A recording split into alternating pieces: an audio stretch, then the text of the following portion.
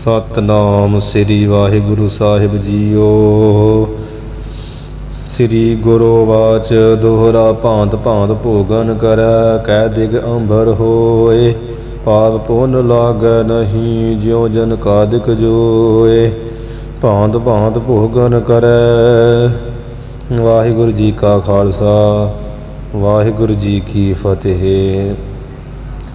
सो अध्यात्म प्रकाश निर्मले संत सुखदेव जी जिन्हां दा लिखिया होया अध्यात्म प्रकाश ग्रंथ है, जो ग्रंथ के करता हैं, उन्होंने बड़े सोहने ढंग नाल छोटा जिहा ग्रंथ वेदांत का लिखिया, उहदी आपां विचार कर रहे हैं।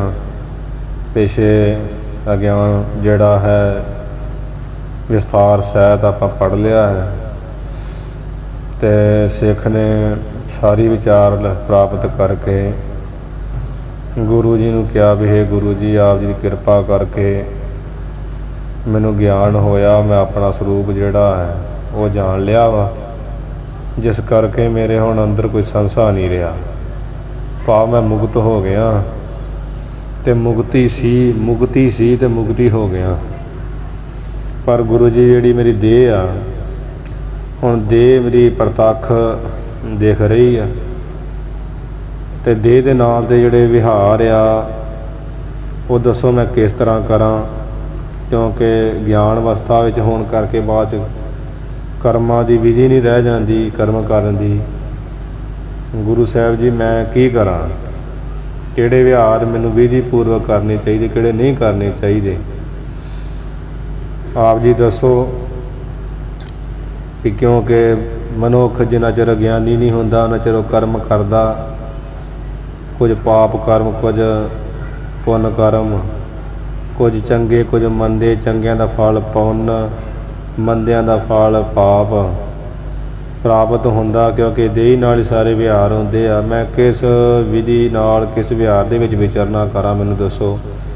सो गुरु दसन लगे पिछे आपां पूरा जिन्ना समझ पई गया अपना विस्तार सहित पढ़िया ही, इस करके पिछला दसन की जरूरत नहीं, जिवें अज आ रहा वो आपां पढ़िए जी।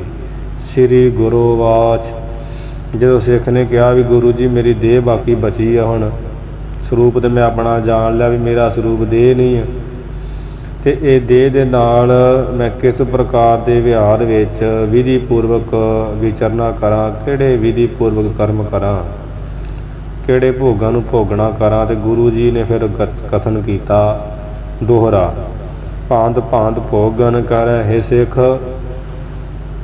जदों मुक्ति नूं प्राप्त हो जाए जग्यासू सिख भगत, ते मुक्ति नूं प्राप्त होया जिहड़ा है जीवक होण वाला, क्योंकि जदों जीवन मुक्त आपां हो गए हैं, शरीर करके जीविक होवांगे ना, तो मुक्ति नूं प्राप्त होया जीव चाहे भांत भांत भाव तरह तरह के प्रकार के कई तरह के भोगन पदार्थां नूं भोगना करे, भाव खावे पीवे तुरे फिरे अपनी मस्ती विच विचरदा फिरे, भावें जिद्दां कि पर इस्त्री गमन नहीं अपनी इस्त्री नाल भी गृहस्थ भोगना करे। मान लो ब्रह्म ज्ञानी हो गया, गृहस्थ जीवन विच गृहस्थ भोग करे, मतलब तकरीबन कोई भी कर्म करे, बेअंत तरह तरह के पदार्थों भोगना करे।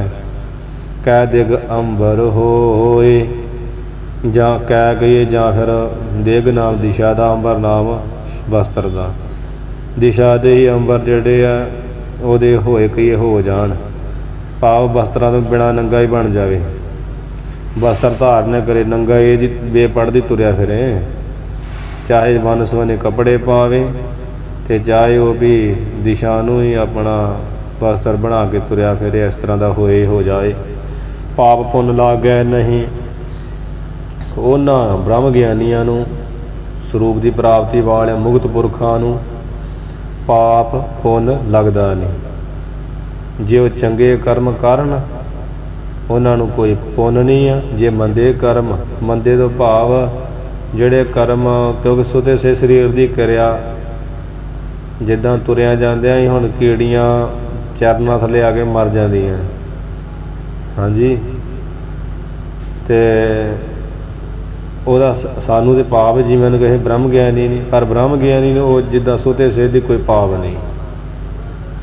ਚਰਨਾਂ ਥੱਲੇ ਜੋ ਆ ਗਿਆ, ਜੇ ਮੂੰਹੋਂ ਬਚਨ ਨਿਕਲ ਗਿਆ ਵੀ ਇਹ ਜ਼ਿਆਦਾ ਬੋਲਦਾ ਮਰ ਮੁਰ ਜਾਵੇ ਤਾਂ ਵੀ ਉਹਨੂੰ ਪਾਪ ਕੋਈ ਨਹੀਂ। ਬ੍ਰਹਮ ਗਿਆਨੀ ਨੂੰ ਕੋਈ ਪਾਪ ਨਹੀਂ, ਪਾਪ ਉਹਨੂੰ ਬ੍ਰਹਮ ਗਿਆਨੀ ਨੂੰ ਲੱਗਦਾ ਕੋਈ ਨਹੀਂ। ਜਿਉਂ ਜਨਕਾਦਿਕ ਜੋਏ, ਜਿਵੇਂ ਸਿੱਖ ਜਨਕ ਰਾਜੇ ਵਰਗੇ ਹੋਰ ਮਹਾਨ ਤਪੱਸਵੀ ਹੋਏ ਆ, ਦੱਤਾਤਰੇय ਹੋਣੀ ਇਤਿਆਦਿਕ ਬਹੁਤ ਰਾਜੇ ਮਹਾਰਾਜੇ ਹੋਏ ਆ। ਤੇ ਉਹ ਜਿਵੇਂ ਮਾਇਆ ਵਿੱਚ ਰਹਿੰਦੇ ਹੋਏ ਵੀ ਮਾਇਆ ਦੇ ਮੋਹ ਤੋਂ ਉਦਾਸ ਹੀ ਜੋਏ ਕਹੀਏ ਦੇਖੀਦੇ ਸਨ। ਜਨਕਾਦਿਕ ਕਰਕੇ ਰਾਜੇ ਮਾਇਆ ਵਿੱਚ ਰਹਿ ਕੇ ਨਾ, ਮਾਇਆ ਤੋਂ ਮੋਹ ਤੋਂ ਜੋਏ ਕਹੀਏ ਦੇਖੇ ਜਾਂਦੇ ਉਦਾਸ ਹੀ, ਜਿਉਂ ਕਹੀ ਜਿਵੇਂ।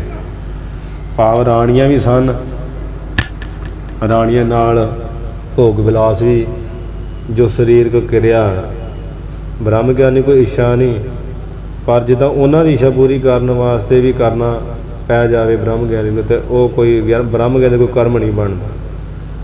ਤੇ ਉਹ ਵੇਖੋ ਕੋਈ ਮੋਹ ਨਹੀਂ ਸੀ ਆਪਣੀ ਅਵਸਥਾ ਵਿੱਚ ਹੀ, ਨਾ ਪਦਾਰਥਾਂ ਦਾ ਮੋਹ ਨਾ ਸਰੀਰਾਂ ਦੇ ਮੋਹ, ਆਪਣੀ ਮਸਤੀ ਵਿੱਚ ਹੀ ਮਸਤ ਰਹਿੰਦੇ ਸਨ।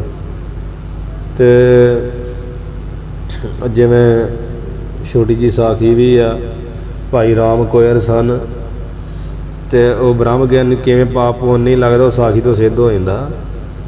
ਤੇ ਵੇਖੋ ਜ਼ਿਮੀਂਦਾਰ ਨੇ ਕਿਸੇ ਨੇ ਪ੍ਰਸ਼ਾਦਾ ਛਕਾਇਆ ਸੀ, ਆਪਣੇ ਕੋਈ ਚੜ੍ਹਾਈ ਕੀਤੀ ਪੁਰਖ ਦਾ, ਤੇ ਭਾਈ ਰਾਮ ਕੋਇਰ ਜੀ ਨੂੰ ਬੜਾ ਪਸੰਦ ਆਇਆ ਪ੍ਰਸ਼ਾਦਾ, ਕਹਿੰਦੇ ਵੀ ਇਹ ਬੜਾ ਸਵਾਦ ਬਣਿਆ। ਇਹ ਕਹਿੰਦੇ ਵੀ ਕਾਹਦੀ ਗੱਲੋਂ ਬਣਾਇਆ ਪ੍ਰਸ਼ਾਦਾ, ਕਹਿੰਦੇ ਭੋਗ ਪਿਆ ਜੀ ਐਸਾ ਚੜ੍ਹਾਈ ਕੀਤੀ ਕਿਸੇ ਦਾ, ਆਪਣੇ ਪਰਿਵਾਰ ਦੇ ਮੈਂਬਰ ਦਾ। ਉਹ ਸੁਤੇ ਸੇ ਦੀ ਬਚਨ ਕਰ ਦਿੱਤਾ, ਕਹਿੰਦੇ ਚਲੋ ਇਸੇ ਤਰ੍ਹਾਂ ਹੀ ਭੋਗ ਪੈਂਦੇ ਰਹਿਣ ਦੇ, ਪ੍ਰਸ਼ਾਦਾ ਛਕਦੇ ਰਹੀਏ। ਉਹ ਮਹਾਂਪੁਰਖਾਂ ਦਾ ਬਚਨ ਬੋਲਿਆ ਗਿਆ ਐਸਾ। ਉਹ ਪਿੰਡ 'ਚ ਤੇ ਚੜ੍ਹਾਈ ਕਰਦੇ ਲੋਕਾਂ ਦੀ ਲਾਣਾ ਲੱਗ ਗਈਆਂ, ਚੜ੍ਹਾਈ ਦੀ ਚੜ੍ਹਾਈ, ਕਦੀ ਕੋਈ ਮਰ ਗਿਆ ਕਦੀ ਕੋਈ ਮਰ ਗਿਆ। ਭੋਗ ਦੇ ਪਾਉਣੇ ਸਨ, ਪ੍ਰਸ਼ਾਦਾ ਲੋਕਾਂ ਕਰਨਾ ਸੀ, ਉਹ ਭਾਈ ਰਾਮ ਕੌਰ ਨੂੰ ਪਹੁੰਚਿਆ ਕਰੇ। ਫਿਰ ਉਹ ਜ਼ਿਮੀਂਦਾਰ ਕਹਿੰਦਾ ਵੀ ਮਰਗਾਂ ਦਾ ਕਾਰਨ ਅਸਲ ਵਿੱਚ ਮੈਂ ਲੰਗਰ ਕੀਤਾ ਸੀ ਬੜਾ ਸਵਾਦ, ਬੜੇ ਸੋਹਣੇ ਭੋਜਨ ਖੀਰ ਆਦਿ ਛਕਾਏ ਆ ਭਾਈ ਰਾਮ ਕੌਰ ਜੀ ਨੂੰ। ਉਹਨਾਂ ਬਚਨ ਕੀਤਾ ਸੀ ਵੀ ਇਸ ਤਰ੍ਹਾਂ ਭੋਗ ਪੈਂਦੇ ਰਹਿਣ ਦੀ ਛਕਦੇ ਰਹੀ। ਅਸਲ ਵਿੱਚ ਉਹਨਾਂ ਦਾ ਬਚਨ ਹੀ ਵਰਤ ਰਿਹਾ। ਹੁਣ ਕੋਈ ਹੱਲ ਕਰਨਾ ਚਾਹੀਦਾ। ਤੇ ਸਾਰਿਆਂ ਨੇ ਸਲਾਹ ਕਰਕੇ ਭੋਜਨ ਪ੍ਰਸ਼ਾਦਾ ਤਿਆਰ ਕੀਤਾ ਸੀ, ਬੜਾ ਸੋਹਣਾ ਉਹ ਛਕਾਇਆ। ਕਹਿੰਦੇ ਵੀ ਮਹਾਂਪੁਰਖਾਂ ਨੂੰ ਸਭ ਪਤਾ ਤੇ ਹੁੰਦਾ ਹੀ, ਚਲੋ ਉਹਨਾਂ ਦੀ ਕਿਰਿਆ। ਕਹਿੰਦੇ ਵੀ ਇਹ ਕਾਹਦਾ ਛਕਾਇਆ, ਕਹਿੰਦੇ ਜੀ ਸ਼ਾਦੀ ਹੋਈ। ਭਾਈ ਰਾਮ ਕੌਰ ਜੀ ਕਹਿੰਦੇ ਅੱਛਾ ਸ਼ਾਦੀ ਹੋਈ, ਇਸੇ ਤਰ੍ਹਾਂ ਸ਼ਾਦੀਆਂ ਹੁੰਦੀਆਂ ਰਹਿਣ, ਪਿੰਡ ਦੀ ਆਬਾਦੀ ਵੱਧਦੀ ਰਹੇ, ਅਸੀਂ ਪ੍ਰਸ਼ਾਦਾ ਇਹੋ ਜਿਹੇ ਛਕਦੇ ਰਹੀਏ ਸਵਾਦਿਸ਼ਟ। ਫਿਰ ਉਸੇ ਤਰ੍ਹਾਂ ਹੋ ਗਿਆ, ਮਰਗਾਂ ਬੰਦ ਹੋ ਗਈਆਂ ਤੇ ਸ਼ਾਦੀਆਂ ਹੋਣ ਲੱਗ ਪਈਆਂ, ਪਿੰਡ ਦੀ ਆਬਾਦੀ ਵਧਣ ਲੱਗ ਪਈ ਸੀ। ਤੇ ਇਸੇ ਤਰ੍ਹਾਂ ਸਮਝ ਲਓ ਉਹ ਬ੍ਰਹਮ ਗਿਆਨੀ ਸਨ ਤੇ ਵਸਤਰ ਵੀ ਉਹਨਾਂ ਦੇ ਖੁੱਲ੍ਹੇ ਜਿਹੇ ਹੁੰਦੇ ਸੀ।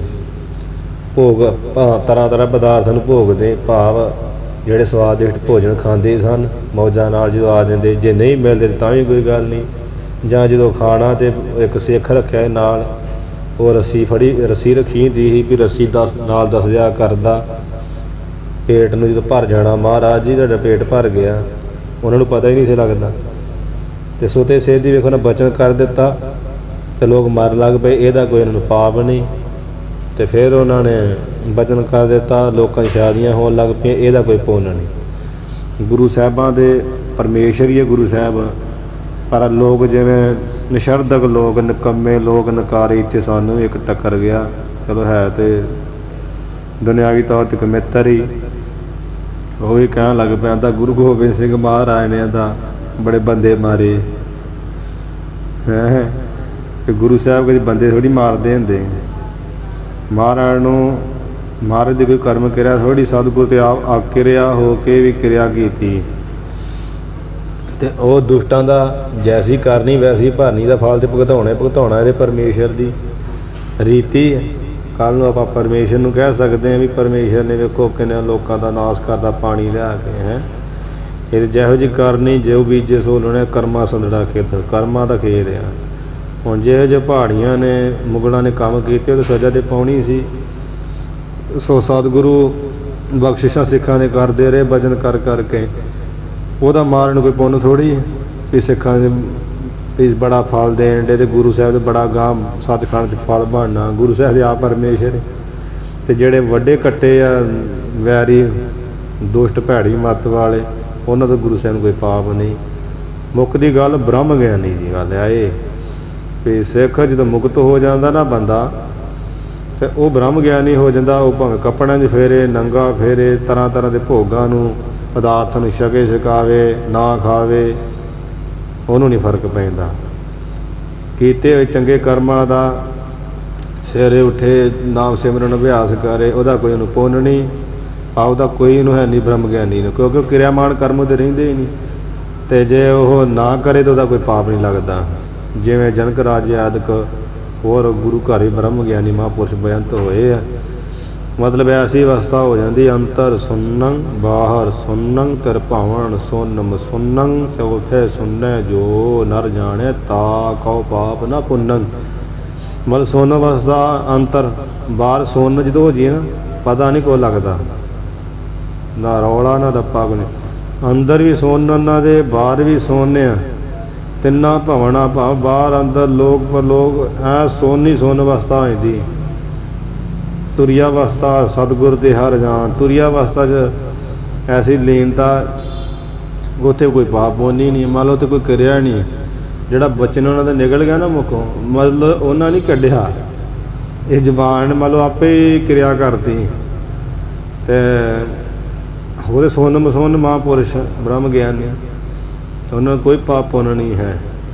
ਹੋਰ ਵੀ ਬੜਾ ਦਾ ਵਿਸਥਾਰ ਆ, ਆਪਾਂ ਇੰਨਾ ਹੀ। ਅੱਗੇ ਸਿੱਖ ਨੇ ਕਿਹਾ ਸੀ ਨਾ ਵੀ ਮੈਂ ਮੁਕਤ ਹੋ ਗਿਆ, ਗੁਰੂ ਸਾਹਿਬ ਜੀ ਮੇਰਾ ਸੰਸਾਰ ਖਤਮ ਹੋ ਗਿਆ, ਆਪਣੇ ਸਰੂਪ ਮੈਂ ਜਾਣ ਲਿਆ।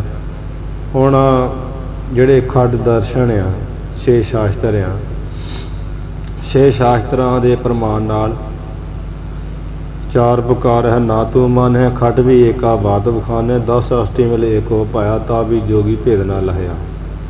18 ਪੁਰਾਣ 6 ਸ਼ਾਸਤਰ 4 ਵੇਦ ਇੱਕੋ ਗੱਲ ਹੀ ਕਹਿੰਦੇ ਆ।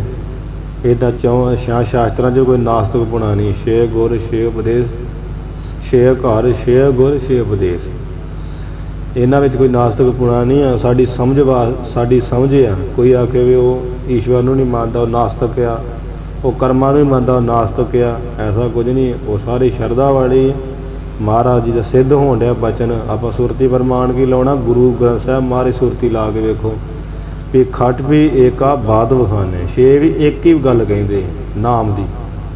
4 ਪ੍ਰਕਾਰ ਹੈ ਨਾ ਤੂੰ ਮਨ ਹੈ ਖੱਟ ਵੀ ਏਕਾ ਬਾਦ ਵਿਖਾਨੇ 10 ਅਸ਼ਟੀ ਮਿਲ ਏਕੋ ਪਾਇਆ। 18 ਪ੍ਰਾਣ ਵੀ ਮਿਲ ਇੱਕੋ ਹੀ ਗੱਲ ਕਰਦੇ ਹੈ। 18 ਪ੍ਰਾਣ ਇੱਕੋ ਗੱਲ ਕਹਿੰਦੇ ਤਾਂ ਵੀ ਜੋਗੀ ਭੇਦ ਨਾ ਲੈ। ਇਹ ਜੋਗੀ ਤੂੰ ਫਿਰ ਵੀ ਭੇਦ ਨਹੀਂ ਲੈਂਦਾ, ਪਰਮੇਸ਼ਰ 'ਚ ਨਹੀਂ ਜੁੜਦਾ। ਅਤੇ ਹੁਣ ਵੱਖੋ ਵੱਖਰੇ 6 ਸ਼ਾਸਤਰ ਘੁਮਾ ਫਿਰਾ ਗੱਲ ਤੇ ਪਰਮੇਸ਼ਰ ਦੇ ਲਿਆਉਂਦੇ ਆ।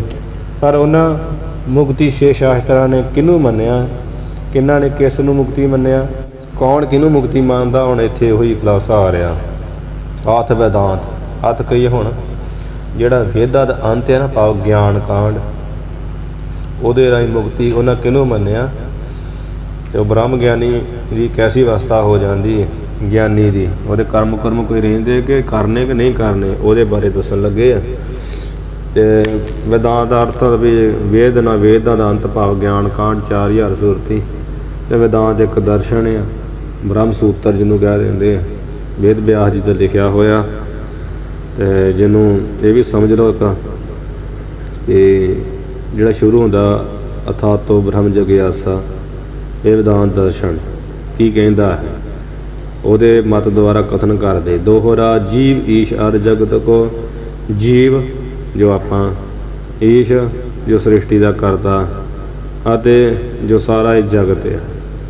ਆਤਮ ਜਾਣੇ ਜੋ ਇਹ ਆ ਜਿਹੜਾ ਵੀ ਜੋ ਇੱਕ ਜਿਹੜਾ ਜੋ ਇਹਦਾ ਅਰਥ 2 ਲੱਗਣੇ। ਜਿਹਦਾ ਅਰਥ ਜਿਹੜਾ ਆਪਣਾ ਆਤਮਾ, ਆਪਣਾ ਆਪਾ, ਆਪਣਾ ਆਤਮਾ ਕੀ ਬ੍ਰਹਮ ਆਪ ਬ੍ਰਹਮ ਸਰੂਪ ਕਰਕੇ ਆਪਣਾ ਆਤਮਾ ਰੂਪ ਕਰਕੇ ਜਾਣ ਕਰਕੇ ਜਾਣੇ ਕਈ ਜਾਣਦਾ ਨਾ, ਜਾਣ ਕੇ ਤੇ ਜੋ ਕਈ ਦੇਖਣਾ ਕਰਦਾ क्योंकि वेदांत ने जीव ईश ब्रह्म एक ही मनिया। आ भेद ज्ञान है वेदांत विच, तां ही गुरु घर विच वेदांत की सिक्ख्या पढ़ाई जाती है।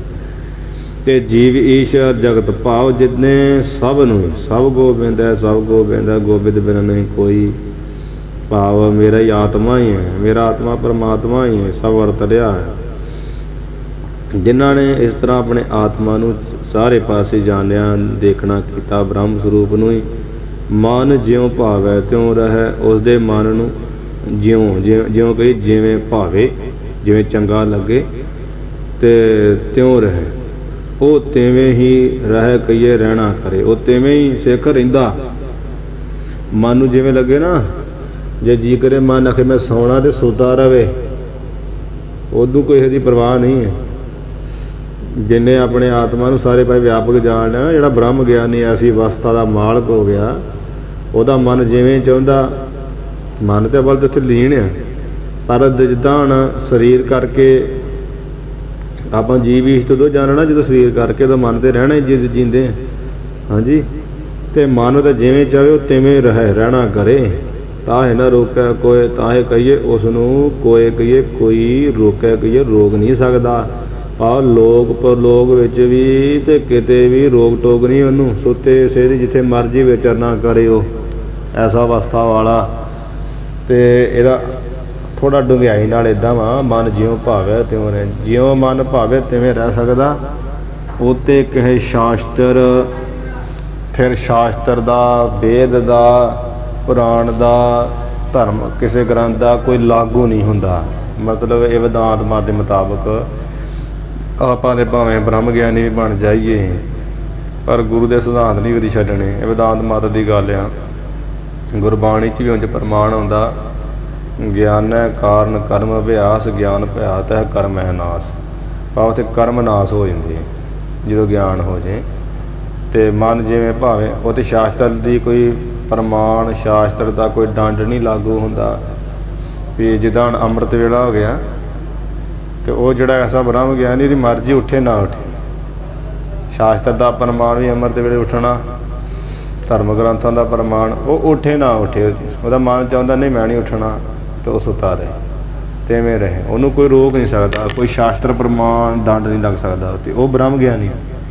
ये वेदांत मत मुताबक कहना वो है भी बिल्कुल सही, पर साडे सतगुरु जी ने सानू शिक्षा दी है भी ब्रह्म ज्ञानी होकर कमाई करनी, कमाई तां करनी है दूजिਆਂ ਨੂੰ सेम देने वास्ते। चलो तुसीं तो ब्रह्म ज्ञानी हो गए जी, दूजिਆਂ कहना वो भी वो चंगा बाबा वो सुता नहीं उठता, इस करके आप उठना सारे काम करने, अमर सेवा सिमरन भगती निमरता आदक हौमे का त्याग सब करने। ते पर वेदांत मत मुताबक जिन्हें अपने आत्मा नूं सब कुछ ये जीव ईश जगत भाव मेरा आपा ही है, कोई होर दूजा नहीं है, सब गोबिंद भाव मैं ही मैं हाँ, अहं ब्रह्मास्मि सब। तो वह जिवें बुदा मन चाहे तिवें रहे, उत्ते ताए रोक ना रोके कोई शास्त्र वेद पुराण किसी की आग्या का रोक टोक नहीं है।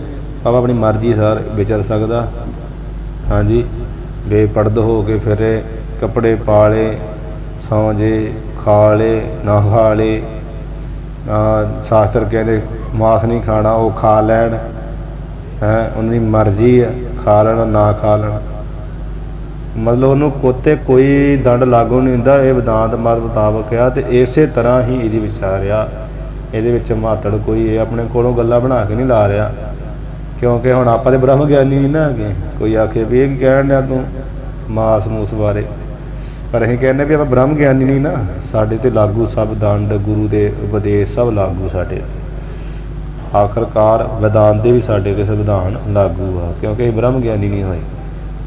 आप आथ सांख हुण अगे सांख मत द्वारा कथन कर लगे। सांख मत 6 शास्त्र आ, सांख योग न्याय विशेषक मीमांसा वेदांत। हाँ जी, सांख मत बारे हुण दसदे आ, उन्होंने ब्रह्म ज्ञानी की अवस्था किवें लिखी, उन्हें की करना चाहिए, क्योंकि सांख मत वाले ये जड़ा अनीश्वरवादी उंज ईश्वर ईश्वर कोई नहीं मानते हो, पर वो पंजी पदार्थों मानते, अगे हो ही आना दोबारा। आप इतने इन्ना कि पढ़े जिन्ना लिखा ਸਾਖ ਮਤ ਦੁਆਰਾ ਕੀ ਕਹਿੰਦੇ ਆ, ਲੋਕ ਵੇਦ ਕੇ ਕਰਮ ਸਭ ਲੋਕ ਜਿਹੜੀਆਂ ਲੋਕ ਰੀਤੀਆਂ, ਜਿੱਦਾਂ ਕੋਈ ਬ੍ਰਹਮ ਗਿਆਨੀ ਆ, ਉਹ ਮਹਾਤਮਾ ਕਿਸੇ ਆਪਣੇ ਪਰਿਵਾਰ 'ਚ, ਜਿਹੜੇ ਪਰਿਵਾਰ 'ਚ ਪੈਦਾ ਹੋਇਆ, ਜੋ ਕੁਲ ਦੀ ਰੀਤੀ ਆ, ਲੋਕ ਰੀਤੀ ਆ, ਉਹ ਲੋਕ ਰੀਤੀ ਦੇ ਜਿਹੜੇ ਆ ਕਰਮ, ਫਿਰ ਵੇਦ ਕੇ, ਫਿਰ ਧਰਮ ਗ੍ਰੰਥਾਂ, ਗਿਆਨ ਦੇ ਗ੍ਰੰਥਾਂ ਦੇ ਵੇਦਾਂ ਦੇ ਜਿਹੜੇ ਕਰਮ ਆ, ਜੇ ਵੇਦ ਕਹਿੰਦਾ ਹੈ ਕਰੋ, ਹਾਂਜੀ, ਕਰਮ ਕਾਂਡ, ਉਪਾਸਨਾ ਕਾਂਡ, ਗਿਆਨ ਕਾਂਡ ਦੇ ਬਾਰੇ, ਉਹ ਸਾਰੇ ਲੋਕ ਰੀਤੀ, ਵੇਦ ਰੀਤੀ, ਜਿਵੇਂ ਧਰਮ ਦੀ ਵੀ ਰੀਤੀ ਵੈਦਿਕ ਅਨੁਸਾਰ ਸਭ ਕਰਮ, ਸਾਰੇ ਕਰਮ ਗਿਆਨੀ ਕੀਨੇ ਜਾਏ, ਗਿਆਨੀ ਨੇ, ਬ੍ਰਹਮ ਗਿਆਨੀ ਨੇ ਜਾਏ ਕਹੀਏ, ਜਿੱਥੇ ਜਿੱਥੇ ਜਾ ਕੇ ਵੀ ਕੀਨੇ ਕੀਤੇ ਜਾਂ ਕਰਦਾ ਹੈ, ਤੇ ਉਹਦੇ ਨਾਲ ਇਹ ਫਲ ਹੁੰਦਾ, ਜਾ ਕੇ ਕਰਮ ਮਨ ਦੇਖ ਕੇ ਇਹ ਸਿੱਖ, ਜਾ ਕੇ ਜਿਸ ਗਿਆਨੀ, ਬ੍ਰਹਮ ਗਿਆਨੀ ਮਹਾਂਪੁਰਖ ਦੇ, ਗਿਆਨਵਾਨ ਦੇ ਕਰਮਾਂ ਨੂੰ ਦੇਖ ਕੇ ਜਗਤ ਧਰਮ ਠਹਿਰਾਏ। ਜਿਹੜੇ ਜਗਤ ਦੇ ਸੰਸਾਰ ਦੇ ਲੋਕ ਆ, ਉਹ ਫਿਰ ਧਰਮ ਠਹਿਰਾਉਂਦੇ, ਭਾਵ ਉਹਨਾਂ ਨੂੰ ਮੰਨ ਕੇ ਉਹ ਸੰਸਾਰ ਹੀ ਚੱਲਦੇ।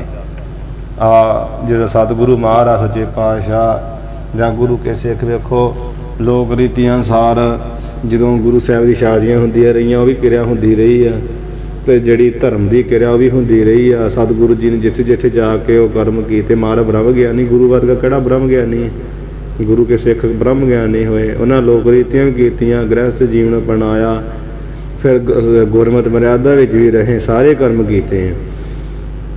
ਹਾਂਜੀ, ਜਿੱਥੇ ਜਿੱਥੇ ਜਾ ਕੇ ਬ੍ਰਹਮ ਗਿਆਨੀ ਨੇ ਆਪਣੇ ਲੋਕ ਰੀਤੀ ਅਨੁਸਾਰ, ਵੇਦ ਰੀਤੀ ਅਨੁਸਾਰ ਕਰਮ ਕੀਤੇ ਆ, ਤੇ ਜਿਨ੍ਹਾਂ ਦੇ ਸਿੱਖ, ਜਿਨ੍ਹਾਂ ਦੇ ਕਰਮਾਂ ਨੂੰ ਦੇਖ ਕੇ ਸਾਖ ਮਤ ਕਹਿੰਦਾ ਵੀ ਜਗਤ ਦੇ ਜਿਹੜੇ ਲੋਕ ਧਰਮ ਠਹਿਰਾਉਂਦੇ, ਭਾਵ ਉਹਨਾਂ ਨੂੰ ਮੰਨ ਕੇ ਨਾ ਵੀ ਵੇਖੋ ਉਹ ਬ੍ਰਹਮ ਗਿਆਨੀ, ਚਲੋ ਲੋਕਾਂ ਦੀ ਆਖਣੀ ਬ੍ਰਹਮ ਗਿਆਨੀ ਕੀ ਗੱਲ, ਬ੍ਰਹਮ ਗਿਆਨੀ ਜਾਣੇ, ਪਰ ਜਦੋਂ ਕਮਾਈ ਵਾਲਾ ਮਹਾਂਪੁਰਸ਼ ਕੋਈ ਕਰਦਾ ਤੇ ਕਹਿੰਦੇ ਵੀ ਵੇਖੋ ਕਿੱਡਾ ਸੰਤ ਮਹਾਤਮਾ, ਫਿਰ ਵੀ ਉਹ ਇਹ ਕੰਮ ਕਰਦਾ ਰਿਹਾ। ਫਿਰ ਉਹਨਾਂ ਦੇ ਚਲਾਏ ਹੋਏ ਮਰਿਆਦਾ ਅਨੁਸਾਰ ਲੋਕ ਵੀ ਚੱਲਦੇ, ਅਨੁਸਾਰ ਚੱਲਦੇ। ਤੇ ਇਹ ਸਤਿਗੁਰੂ ਗੁਰੂ ਨਾਨਕ ਦੇਵ ਮਹਾਰਾਜ ਜੀ ਨੇ ਉਪਦੇਸ਼ ਕੀਤਾ ਸੀ ਬਾਬਾ ਬੁੱਢਾ ਸਾਹਿਬ ਜੀ ਨੂੰ, ਜਦੋਂ ਬ੍ਰਹਮ ਗਿਆਨੀ ਬਣਾ ਦਿੱਤਾ ਸੀ। ਤੇ ਮਹਾਰਾਜ ਨੇ ਪਿਛਲੀ ਭਗਤੀ ਵੇਖੀ ਵੀ ਪੂਰਨ ਭਗਤ ਆ ਬਾਬਾ ਬੁੱਢਾ ਸਾਹਿਬ ਜੀ ਪਰਮਾਤਮਾ ਦੇ ਘਰ ਦੇ, ਤੇ ਬ੍ਰਹਮ ਗਿਆਨ ਦੀ ਦਾਤ ਬਖਸ਼ ਦਿੱਤੀ। ਫਿਰ ਮਹਾਰਾਜ ਜੀ ਨੇ ਕਿਹਾ ਸੀ ਵੀ ਵੇਖੋ ਬਾਬਾ ਬੁੱਢਾ ਸਾਹਿਬ ਜੀ ਪਹਿਰ ਰਾਤ ਰਹਿੰਦੀ ਇਸ਼ਨਾਨ ਕਰਨਾ, ਹਾਂਜੀ, ਭਗਤੀ ਮੁੱਖ ਪਰਮੇਸ਼ਰ ਦੀ ਭਗਤੀ ਰੱਖਣੀ, ਹਮੇਸ਼ਾ ਭਗਤੀ ਵਿੱਚ ਲੀਨ ਰਹਿਣਾ, ਵੈਰਾਗੀ ਰਹਿਣਾ, ਸੰਸਾਰ ਵੱਲੋਂ ਹੰਕਾਰ ਨਹੀਂ ਕਰਨਾ, ਨਾਮ ਦੀ ਲਿਵ ਲਾਈ ਰੱਖਣੀ ਆ, ਵਾਹਿਗੁਰੂ ਦੇ ਭਾਣੇ ਵਿੱਚ ਰਹਿਣਾ, ਬ੍ਰਹਮ ਗਿਆਨੀ ਬਣ ਕੇ ਭਾਣੇ ਤੋਂ ਉਲਟ ਨਹੀਂ ਹੋ ਜਾਣਾ, ਅੱਜ ਜੋ ਹੁੰਦਾ ਉਹਨੂੰ ਖੜੇ ਮੱਥੇ ਸਹਿਣਾ। ਬਾਬਾ ਬੁੱਢਾ ਸਾਹਿਬ ਜੀ ਕੋ ਸਭ ਸੁਣ ਕੇ ਹੱਥ ਜੋੜ ਕੇ ਕਿਹਾ, ਮਹਾਰਾਜ ਇਹਨਾਂ ਕਰਮਾਂ ਦੀ ਕੀ ਲੋੜ ਆ, ਹੁਣ ਕੀ ਭਗਤੀ ਕਰਨੀ, ਕੀ ਸਵੇਰੇ ਅੰਮ੍ਰਿਤ ਵੇਲੇ ਉੱਠ ਕੇ ਇਸ਼ਨਾਨ ਕਰਨਾ, ਕੀ ਵੈਰਾਗ 'ਚ ਵਰਤਣਾ, ਅਸੀਂ ਤੇ ਸਭ ਕੁਝ ਬ੍ਰਹਮ ਗਿਆਨੀ ਨੂੰ ਕਿਹੜੀ ਜ਼ਰੂਰਤ ਆ, ਗਿਆਨ ਭਿਆਤ ਹੈ ਕਰਮ ਹੈ ਨਾਸ, ਤੇ ਇਹਨਾਂ ਦੀ ਕੀ ਲੋੜ ਹੈ। ਜਦੋਂ ਮਹਾਰਾਜ ਬ੍ਰਹਮ ਗਿਆਨ ਦਾ ਭੰਡਾਰਾ ਬਖਸ਼ ਦਿੱਤਾ, ਗੁਰੂ ਸਾਹਿਬ ਜੀ ਨੇ ਕਿਹਾ ਵੀ ਵੇਖੋ ਬਾਬਾ ਬੁੱਢਾ ਸਾਹਿਬ ਜੀ ਤੁਸੀਂ ਬ੍ਰਹਮ ਗਿਆਨੀ ਹੋ, ਮਹਾਨ ਹੋ, ਤੇ ਵੇਖ ਲਓ ਵੀ ਅਸਾਂ ਨੇ ਤੁਹਾਨੂੰ ਇਹ ਦਾਤ ਬਖਸ਼ੀ ਹੈ ਗੁਰੂ ਪਰਮੇਸ਼ਰ ਦੀ ਕਿਰਪਾ ਨਾਲ। ਗੁਰੂ ਸਾਹਿਬ ਆਪ ਵੀ ਪਰਮੇਸ਼ਰ, ਫਿਰ ਵੀ ਨਿਮਰਤਾ ਨਾਲ ਕਹਿੰਦੇ, ਦਾਸਾ ਭਾਵ ਨਾਲ। ਤੇ ਵੇਖ ਲਓ ਕਹਿੰਦੇ ਅਸੀਂ ਸਾਰੇ ਕੰਮ ਕਰਦੇ ਹਾਂ, ਸਾਡੇ ਸਤਿਗੁਰੂ ਦਸੇ ਮਹਾਰਾਜ ਜੀ ਸਾਰੇ ਅੰਮ੍ਰਿਤ ਵੇਲੇ ਧਿਆਨ ਕਰਦੇ ਰਹੇ ਆਪਣੇ ਨਿਜ ਸਰੂਪ ਦਾ, ਅੰਮ੍ਰਿਤ ਵੇਲੇ ਉੱਠਣਾ, ਸੰਗਤ 'ਚ ਬੈਠਣਾ, ਲੰਗਰ ਛਕਣਾ, ਸੇਵਾ ਕਰਨੀ, ਗੁਰੂ ਸਾਹਿਬ ਜੀ ਦਾ ਇਹ ਨਿਯਮ ਸੀ। ਤੇ ਮਹਾਰਾਜ ਜੀ ਵਰਗਾ ਬ੍ਰਹਮ ਗਿਆਨੀ ਕਿਹੜਾ ਸਤਿਗੁਰੂ ਕਰਨ ਨਾ ਕਰਨ, ਮਾਰਨ ਫਰਕ ਪੈਂਦਾ, ਪਰ ਗੁਰੂ ਸਾਹਿਬ ਜੀ ਨੇ ਸਭ ਕੁਝ ਕੀਤਾ। ਤੇ ਬਾਬਾ ਬੁੱਢਾ ਸਾਹਿਬ ਜੀ ਨੇ ਇਹ ਗੱਲ ਕਹੀ, ਵੇਖੋ ਅਸੀਂ ਸਭ ਕੁਝ ਕਰਦੇ ਹਾਂ, ਇਹ ਤੁਸੀਂ ਵੀ ਤੁਹਾਨੂੰ ਭਾਵੇਂ ਕਰਮਾਂ ਕਰਨ ਦੀ ਲੋੜ ਨਹੀਂ, ਉਪਾਸਨਾ ਪੂਜਾ ਦੀ ਲੋੜ ਨਹੀਂ ਆ, ਪਰ ਤੁਹਾਨੂੰ ਸੇਵਾ ਭਗਤੀ ਜਦੋਂ ਤੁਸੀਂ ਕਰੋਗੇ, ਇਸ਼ਨਾਨ ਕਰੋਗੇ, ਅੰਮ੍ਰਿਤ ਵੇਲੇ ਉੱਠ ਕੇ ਬੰਦਗੀ ਕਰੋਗੇ, ਤੇ ਵੇਖੋ ਤੁਹਾਡੀ ਅਵਸਥਾ ਨੂੰ ਦੇਖ ਕੇ ਜਿਹਨਾਂ ਦੀ ਕੱਚੀ ਅਵਸਥਾ ਨਾ ਹਲੇ ਕੁਝ ਪ੍ਰਾਪਤ ਨਹੀਂ ਹੋਏ, ਉਹਨਾਂ ਨੂੰ ਵੀ ਉਤਸ਼ਾਹ ਪੈਦਾ ਹੋਊਗਾ, ਕਿਉਂਕਿ ਗੁਰੂ ਸਾਹਿਬ ਜੀ ਅੰਤਰਜਾਮੀ ਮਹਾਰਾਜ ਸਭ ਕੁਝ ਜਾਣਦੇ ਆ ਵੀ ਬਾਬਾ ਬੁੱਢਾ ਸਾਹਿਬ ਜੀ ਨੇ ਤੇ ਸਾਡੇ 5 ਸਰੂਪਾਂ ਨੂੰ ਅਜੇ ਹੋਰ ਜਿਹੜੇ ਆ ਗੁਰਿਆਈ ਦੇ ਤਿਲਕ ਦੇਣੇ ਆ। ਤੇ ਜੇ ਹੁਣ ਬ੍ਰਹਮ ਗਿਆਨੀ ਤੇ ਹੁਣੇ ਬਣਾਤਾ, ਜੇ ਬਾਬਾ ਬੁੱਢਾ ਸਾਹਿਬ ਜੀ ਮੌਜ 'ਚ ਰਹੇ, ਸੇਵਾ ਨਾ ਕੀਤੀ, ਆਰਾਮ ਨਾਲ ਜਦੋਂ ਜੀ ਕੀਤਾ ਉੱਠੇ ਨਾ ਉੱਠੇ, ਕਿਉਂਕਿ ਉਹਨਾਂ ਦੇ ਕਿਹੜੇ ਕੋਈ ਚੀਜ਼ ਲਾਗੂ ਆ। ਤੇ ਸੰਗਤ ਨੇ ਵੇਖ ਕੇ ਆਖਣਾ ਵੇਖੋ ਗੁਰੂ ਨਾਨਕ ਸਾਹਿਬ ਜੀ ਦੇ ਮਹਾਨ ਸਿੱਖ ਹੋਏ ਬਾਬਾ ਬੁੱਢਾ ਸਾਹਿਬ ਜੀ, ਤੇ ਕਰਦੇ ਤੇ ਕੱਖ ਵੀ ਨਹੀਂ। ਭਾਵੇਂ ਕੋ ਬ੍ਰਹਮ ਗਿਆਨੀ ਕਰਨ ਨਾ ਕਰਨ, ਪਾਪ ਪੁੰਨ ਦੇ ਕੋਈ ਹੈ ਨਹੀਂ, ਸੇਵਾ ਕਰਨ ਕੋਈ ਪੁੰਨ ਨਹੀਂ, ਨਾ ਕਰਨ ਕੋਈ ਪਾਪ ਨਹੀਂ। ਇਹ ਤੇ ਗੁਰੂ ਸਾਹਿਬ ਨੇ ਐਸੀ ਅਵਸਥਾ ਬਣਾ ਦਿੱਤੀ। ਪਰ ਮਹਾਰਾਜ ਜੀ ਜਾਣਦੇ ਸਨ ਵੀ ਇਸ ਤਰ੍ਹਾਂ ਲੇਟੇ ਰਹਿਣਗੇ ਤੇ ਸਾਡੇ 6 ਜੋਤ ਤੱਕ ਤੇ ਸੰਗਤ ਤੇ ਬੜਾ ਉਲਟਾ ਹੈ ਪ੍ਰਭਾਵ ਪੈਣਾ।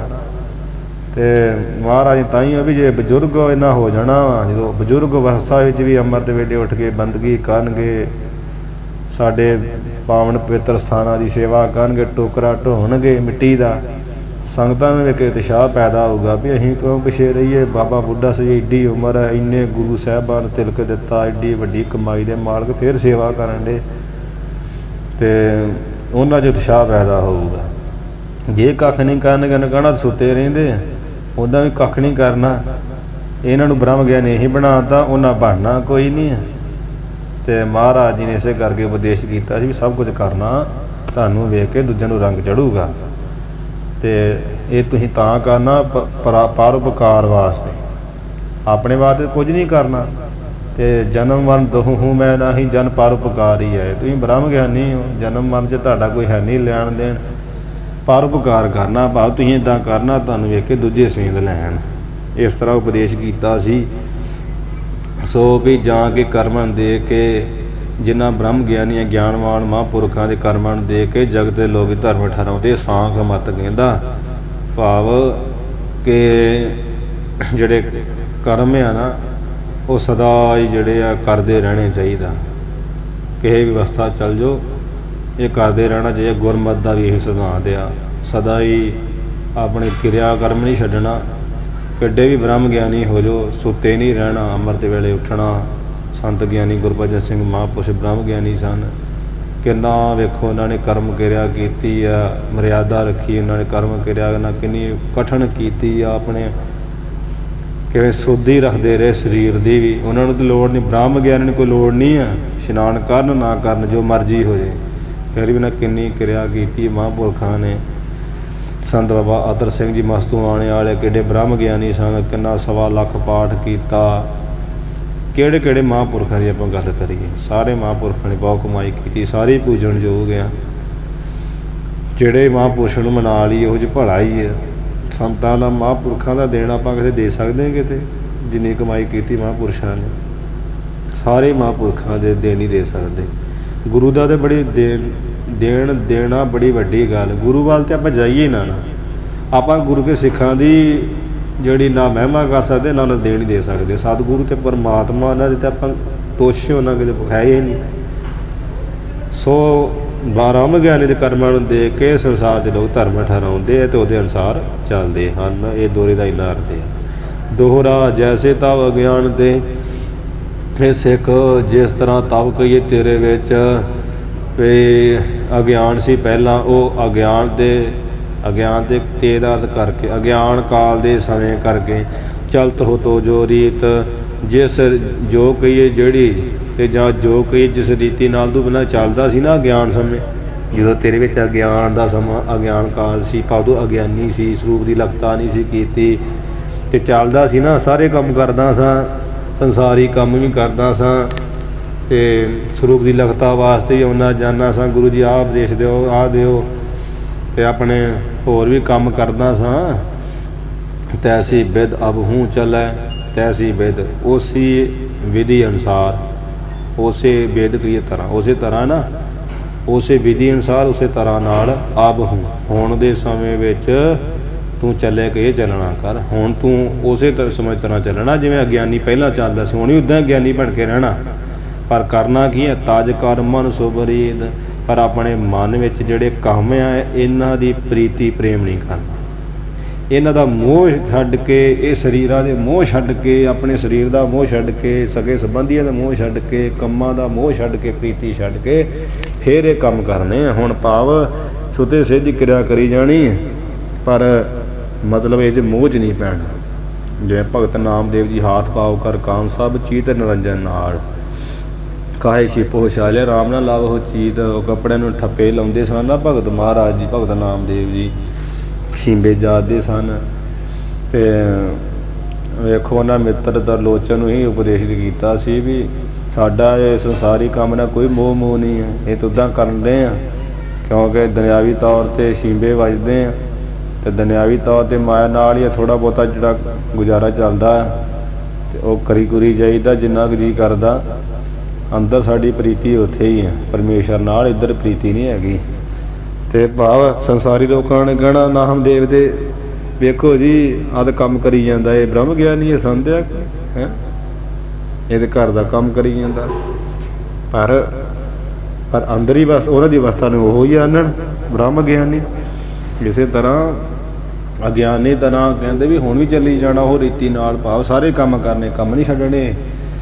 अज जिवें मुकदी परमार्थ तौर ते भाव स्वरूप दे लगता वा ध्यान करना ते अपने भजन बंदगी करनी, सारे काम करने, साधना ही करनियां वा, पर मन की प्रीति नहीं छड्ड के संसारी कर्म भी करने आ, मन की प्रीति नहीं छड्ड करके करने आ।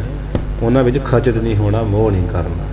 ऐ सुते सिद्ध करी जाने जिद्दां इत्थों चुक के चीजे विच सेवा मान लो तुसीं करो, कोई इच्छा ना होवे। हुण आपां सेवा करदे इत्थों चुक के उत्थे चीज़ करदे ते इच्छा वड्डी है, आ मिल जी, आ हो जे, इदां हो जे, मतलब जिवें इदां दी व्यवस्था बनाउणी, सेवा करी जानी, मंगना मुंगना करना, इच्छा ही ना रहनी, ऐसे ज्ञानी महापुरख हो जाना। इस तरह मन की प्रीति जिहड़ी छड्ड करके ते ਉਹ ਜਿਵੇਂ ਅਗਿਆਨ ਦੀ ਰੀਤੀ ਵਿੱਚ ਸਾਰੇ ਕਰਮ ਕਿਰਿਆ ਕਰਦਾ ਸੀ, ਇਸੇ ਤਰ੍ਹਾਂ ਤੂੰ ਕਰੀ ਚੱਲ। ਕਵਿਤ ਨਰ ਸੋ ਜਨਮ ਨਾ ਧਰਮ ਵੇਦ ਸਾਸਨਾ ਸੋ। ਕਵਿਤ ਵਿੱਚ ਬੜਾ ਸੋਹਣਾ ਹੁਣ ਖੋਲ ਕੇ ਦੱਸਣ ਲੱਗੇ ਆ, ਸਾਰੇ ਦੀ ਮਹਿਮਾ ਕਰਦੇ ਹੋਏ ਕਹਿੰਦੇ ਆ ਇਹ ਸਿੱਖ ਵੇਖ ਨਰ ਸੋ ਜਨਮ, ਆ ਨਰ ਜਨਮ ਨਰ ਕਹੀਏ ਭਾਵ ਮਨੁੱਖਾ ਜਨਮ ਵਰਗਾ ਨਾ, ਸੌ ਦਾ ਅਰਥ ਵਰਗਾ, ਮਨੁੱਖਾ ਜਨਮ ਵਰਗਾ ਹੋਰ ਕੋਈ ਜਨਮ ਨਹੀਂ। ਇਹ 84 ਲੱਖ ਜੂਨ 'ਚ ਮਹਾਨ ਜੂਨ ਆ, ਗੁਰ ਸੇਵਾ ਦੇ ਭਗਤ ਕਮਾਈ ਤਬ ਇਹ ਮਾਨਸ ਦੇਹੀ ਪਾਈ। ਮਨੁੱਖਾ ਜਨਮ ਵਰਗੀ ਹੋਰ ਕੋਈ ਜਨਮ ਨਹੀਂ ਹੈ। ਨਾ ਧਰਮ ਵੇਦ ਸਾਸਨਾ ਸੋ, ਨਾ ਹੀ ਜਿਹੜਾ ਵੇਦ ਆ, ਵੇਦ ਦੀ ਜਿਹੜੀ ਸਾਸਨਾ ਆਗਿਆ, ਵੇਦ ਦੀ ਆਗਿਆ ਸੌ ਕੋਈ ਵਰਗ, ਸੌ ਦਾ ਅਰਥ ਵਰਗਾ, ਨਾ ਹੀ ਵੇਦ ਦੀ ਆਗਿਆ ਵਰਗਾ ਹੋਰ ਕੋਈ ਧਰਮ ਨਹੀਂ ਹੈ। ਵੇਦ ਗਿਆਨਮय ਗ੍ਰੰਥ, ਵੇਦ 4 ਵੇਦ, ਕਿਉਂਕਿ ਸਨਾਤਨ ਮਤ ਦੇ ਹਿਸਾਬ ਨਾਲ ਗ੍ਰੰਥ ਆ ਨਾ, ਇਸ ਕਰਕੇ ਵੇਦ ਨਾਮ ਆਉਂਦਾ ਬਾਰ-ਬਾਰ। ਆਪਾਂ ਧਰਮ ਗ੍ਰੰਥ, ਗਿਆਨ ਦੇ ਗ੍ਰੰਥ, ਸਾਡਾ ਵੇਦ ਤੇ ਗੁਰੂ ਗ੍ਰੰਥ ਸਾਹਿਬ ਮਹਾਰਾਜ ਸੱਚੇ ਪਾਤਸ਼ਾਹ ਹੀ ਆ। ਤੇ ਵੇਦਾਂ ਦੀ ਆਗਿਆ ਵਰਗਾ ਕੋਈ ਧਰਮ ਨਹੀਂ ਹੈ। ਇਹੀ ਸਾਡਾ ਧਰਮ ਹੈ ਜਿਹੜਾ ਆਗਿਆ 'ਚ ਰਹਿਣਾ। ਪੇਪਰ ਸੋ ਵਰਨ ਆਰ ਆਸਰਮ ਨਾ ਗ੍ਰੇਹੀ ਸੋ, ਤੇ ਵੇਪਰ ਸੋ ਬ੍ਰਾਹਮਣ ਵਰਗਾ, ਬ੍ਰਾਹਮਣ ਜਾਤੀ ਵਰਗਾ ਕੋਈ ਵਰਨ ਨਹੀਂ, ਭਾਵ ਸਭ ਤੋਂ ਉੱਚਾ ਬ੍ਰਾਹਮਣ ਹੀ ਹੈ ਨਾ। ਬ੍ਰਾਹਮਣ ਜਾਤੀ ਵਰਗਾ ਹੋਰ ਕੋਈ ਵਰਨ ਨਹੀਂ ਹੈ।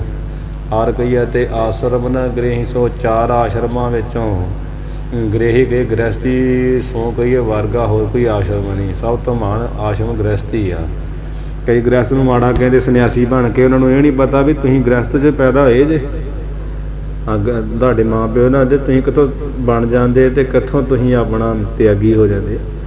ਗ੍ਰਹਿਸਤੀ ਵਰਗਾ ਆਸ਼ਰਮ ਨੂੰ ਕੋਈ ਨਹੀਂ। ਹਾਂ ਹੀ ਸਤਿਗੁਰੂ ਮਹਾਰਾਜ ਜੀ ਨੇ ਜਿਹੜਾ ਨਾ ਸਾਧ ਸੰਗਤ ਜੀ ਗ੍ਰਹਿਸਤ ਨੂੰ ਉੱਚਾ ਗਿਆ, ਪਰ ਗ੍ਰਹਿਸਤ ਵਿੱਚ ਰਹਿ ਕੇ ਬੰਦਗੀ ਕਰਨੀ, ਭਜਨ ਬੰਦਗੀ ਕਰਨੀ, ਉਹ ਮਹਾਨ ਆ। ਜੇ ਇਕੱਲਾ ਗ੍ਰਹਿਸਤੀ ਪਾਲਣਾ ਫਿਰ ਕੁਝ ਨਹੀਂ ਹੈ। ਮੋਹ ਕਟੰਬ ਜਿਹੜੇ ਦੁਖੀ ਦਊਗਾ, ਸਗੋਂ ਜੂਨਾ 'ਚ ਪਾਊ। ਕਰਮ ਸੋ ਅਮਲ ਨਾ ਮਾਲਣ ਵਿਖੇ ਲੰਪਟ ਸੋ, ਅਮਲ ਪਾਠ ਹੀ ਕਰ ਲੈਣਾ, ਅਰਥ ਇਹਦਾ ਉੱਦਾਂ ਅਮਾਲ ਆ, ਭਾਵ ਮਲ ਤੋਂ ਰਹਿਤ। ਹਾਂਜੀ, ਚੰਗੇ ਕਰਮਾਂ ਵਰ ਸੋ ਜਿਹੜੇ ਪਾਠ ਹੁੰਦੇ ਉਹਦਾ ਅਰਥ ਆ ਸਮਾਨ ਜਾਂ ਵਰਗਾ, ਇੱਦਾਂ ਲਾ ਲੈਣਾ। ਕਰਮ ਚੰਗੇ ਕਰਮਾਂ ਵਰਗਾ ਕੋਈ ਮਲ ਤੋਂ ਰਹਿਤ ਪਵਿੱਤਰ ਨਹੀਂ ਹੈ। ਚੰਗੇ ਕਰਮ ਕਰਨੇ ਇਹੀ ਪਵਿੱਤਰਤਾ, ਮਤਲਬ ਚੰਗੇ ਕਰਮਾਂ ਵਰਗਾ ਮਲ ਤੋਂ ਰਹਿਤ ਹੋਣਾ ਹੋਰ ਕੋਈ ਨਹੀਂ ਹੈ। ਭਾਵ ਚੰਗੇ ਕਰਮ ਕਰਨਾ ਪਵਿੱਤਰਤਾ ਵੱਡੀ ਹੈ। ਮਲਣ ਵੇਖਿਆ ਲੰਪਟ ਸੋ, ਤੇ ਵਿਖੇ ਭਾਵ ਵਿਸ਼ਿਆਂ ਵਿੱਚ ਜਿਹੜਾ ਲੰਪਟ ਫਸੇ ਰਹਿਣਾ। ਇਹ ਫਸੇ ਹੋਇਆ ਵਿਸ਼ਿਆਂ ਵਰਗਾ, ਵਿਸ਼ਿਆਂ ਵਿੱਚ ਲੰਪਟ ਹੋਣ ਵਰਗਾ ਕੋਈ ਮਲਣ ਕਹੀਏ ਮੈਲਾ ਨਹੀਂ ਹੈ, ਅਪਵਿੱਤਰ ਨਹੀਂ ਹੈ। ਚੰਗੇ ਕਰਮ ਕਰੋ ਭਾਈ, ਪਵਿੱਤਰ ਹੋ ਜਾਓਗੇ। ਵਿਸ਼ੇ ਲੰਪਟ ਹੋ ਗਏ ਤੇ ਮੈਲੇ ਹੋ ਜਾਓਗੇ। ਇਹਦੇ ਵਰਗੇ ਕੋਈ ਮਲੀਨਤਾ ਨਹੀਂ, ਪਵਿੱਤਰਤਾ ਨਹੀਂ ਹੈ। ਜਗ ਸੋ ਭਰਮ ਨਾ ਭੁਲਈਆ ਔਰ ਨਹੀਂ ਸੋ ਜਗ ਸੋ ਭਰਮ। ਜਗ ਵਰਗਾ ਭਰਮ ਕੋਈ ਨਹੀਂ, ਸਭ ਤੋਂ ਵੱਡਾ ਭੁਲੇਖਾ ਹੀ ਇਹੋ। ਜਗ ਰਚਨਾ ਸਭ ਝੂਠ ਹੈ, ਤੈਨੂੰ ਮੰਨਿਆ ਕੀ ਆ ਸੱਤ।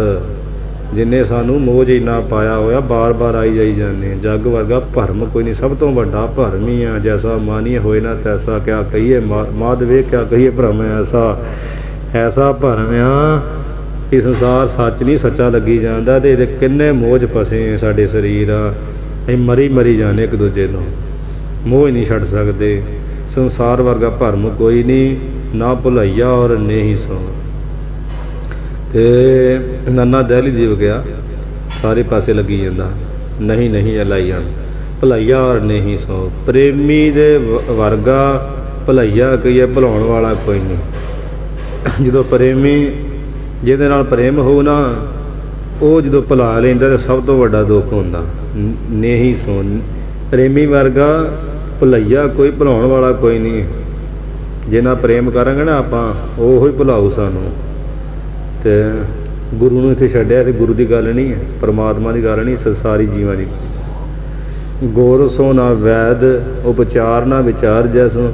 ਗੁਰੂ ਵਰਗਾ ਵੈਦ ਕੋਈ ਨਹੀਂ। ਗੁਰ ਜੈਸ ਵੈਦਾਂ ਸਿਰ ਵੈਦ ਹੈ ਗੁਰੂ, ਮੇਰਾ ਵੈਦ ਗੁਰੂ ਗੋਬਿੰਦਾ। ਗੁਰੂ ਵਰਗਾ ਕੋਈ ਵੈਦ ਹਕੀਮ ਨਹੀਂ ਹੈ, ਜਿਹੜਾ ਨਾਮ ਰੂਪੀ ਦਵਾਈ ਦੇ ਕੇ ਸਾਰੇ ਰੋਗ ਨਿਵਰਤ ਕਰ ਦਿੰਦੇ ਸੱਚੇ ਪਾਤਸ਼ਾਹ। ਸਭ ਰੋਗਾ ਔਖਦ ਨਾਮ। ਉਪਚਾਰ ਨਾ ਵਿਚਾਰ ਜੈਸੋ। ਤੇ ਸੱਤ ਅਸਤ ਦੀ ਜਿਹੜੀ ਵਿਚਾਰ ਕਰਨੀ, ਸੰਸਾਰ ਸੱਤ ਹੈ ਤੇ ਸੰਸਾਰ ਅਸਤ ਹੈ, ਬ੍ਰਹਮ ਸੱਤ ਹੈ, ਸਰੀਰ ਅਸਤ ਹੈ ਤੇ ਆਤਮਾ ਸੱਤ ਹੈ। ਤੇ ਸੱਚ ਕੀ ਆ, ਝੂਠ ਕੀ ਆ, ਸਾਰ ਕੀ ਆ, ਅਸਾਰ ਕੀ ਆ, ਸ੍ਰੇਸ਼ਟ ਕੀ ਆ, ਅਸ੍ਰੇਸ਼ਟ ਕੀ ਆ। ਇਹ ਸੱਤ ਅਸਤ ਦੀ ਵਿਚਾਰ ਵਰਗਾ ਉਪਚਾਰ ਕਹੀਏ ਕੋਈ ਇਲਾਜ ਨਹੀਂ ਹੈ। ਗੁਰੂ ਵਰਗਾ ਵੈਦ ਨਹੀਂ ਹੈ। ਗੁਰੂ ਹੀ ਜਿਹੜੇ ਵਿਚਾਰ ਦਿੰਦੇ ਸੱਤ ਅਸਤ ਦੀ।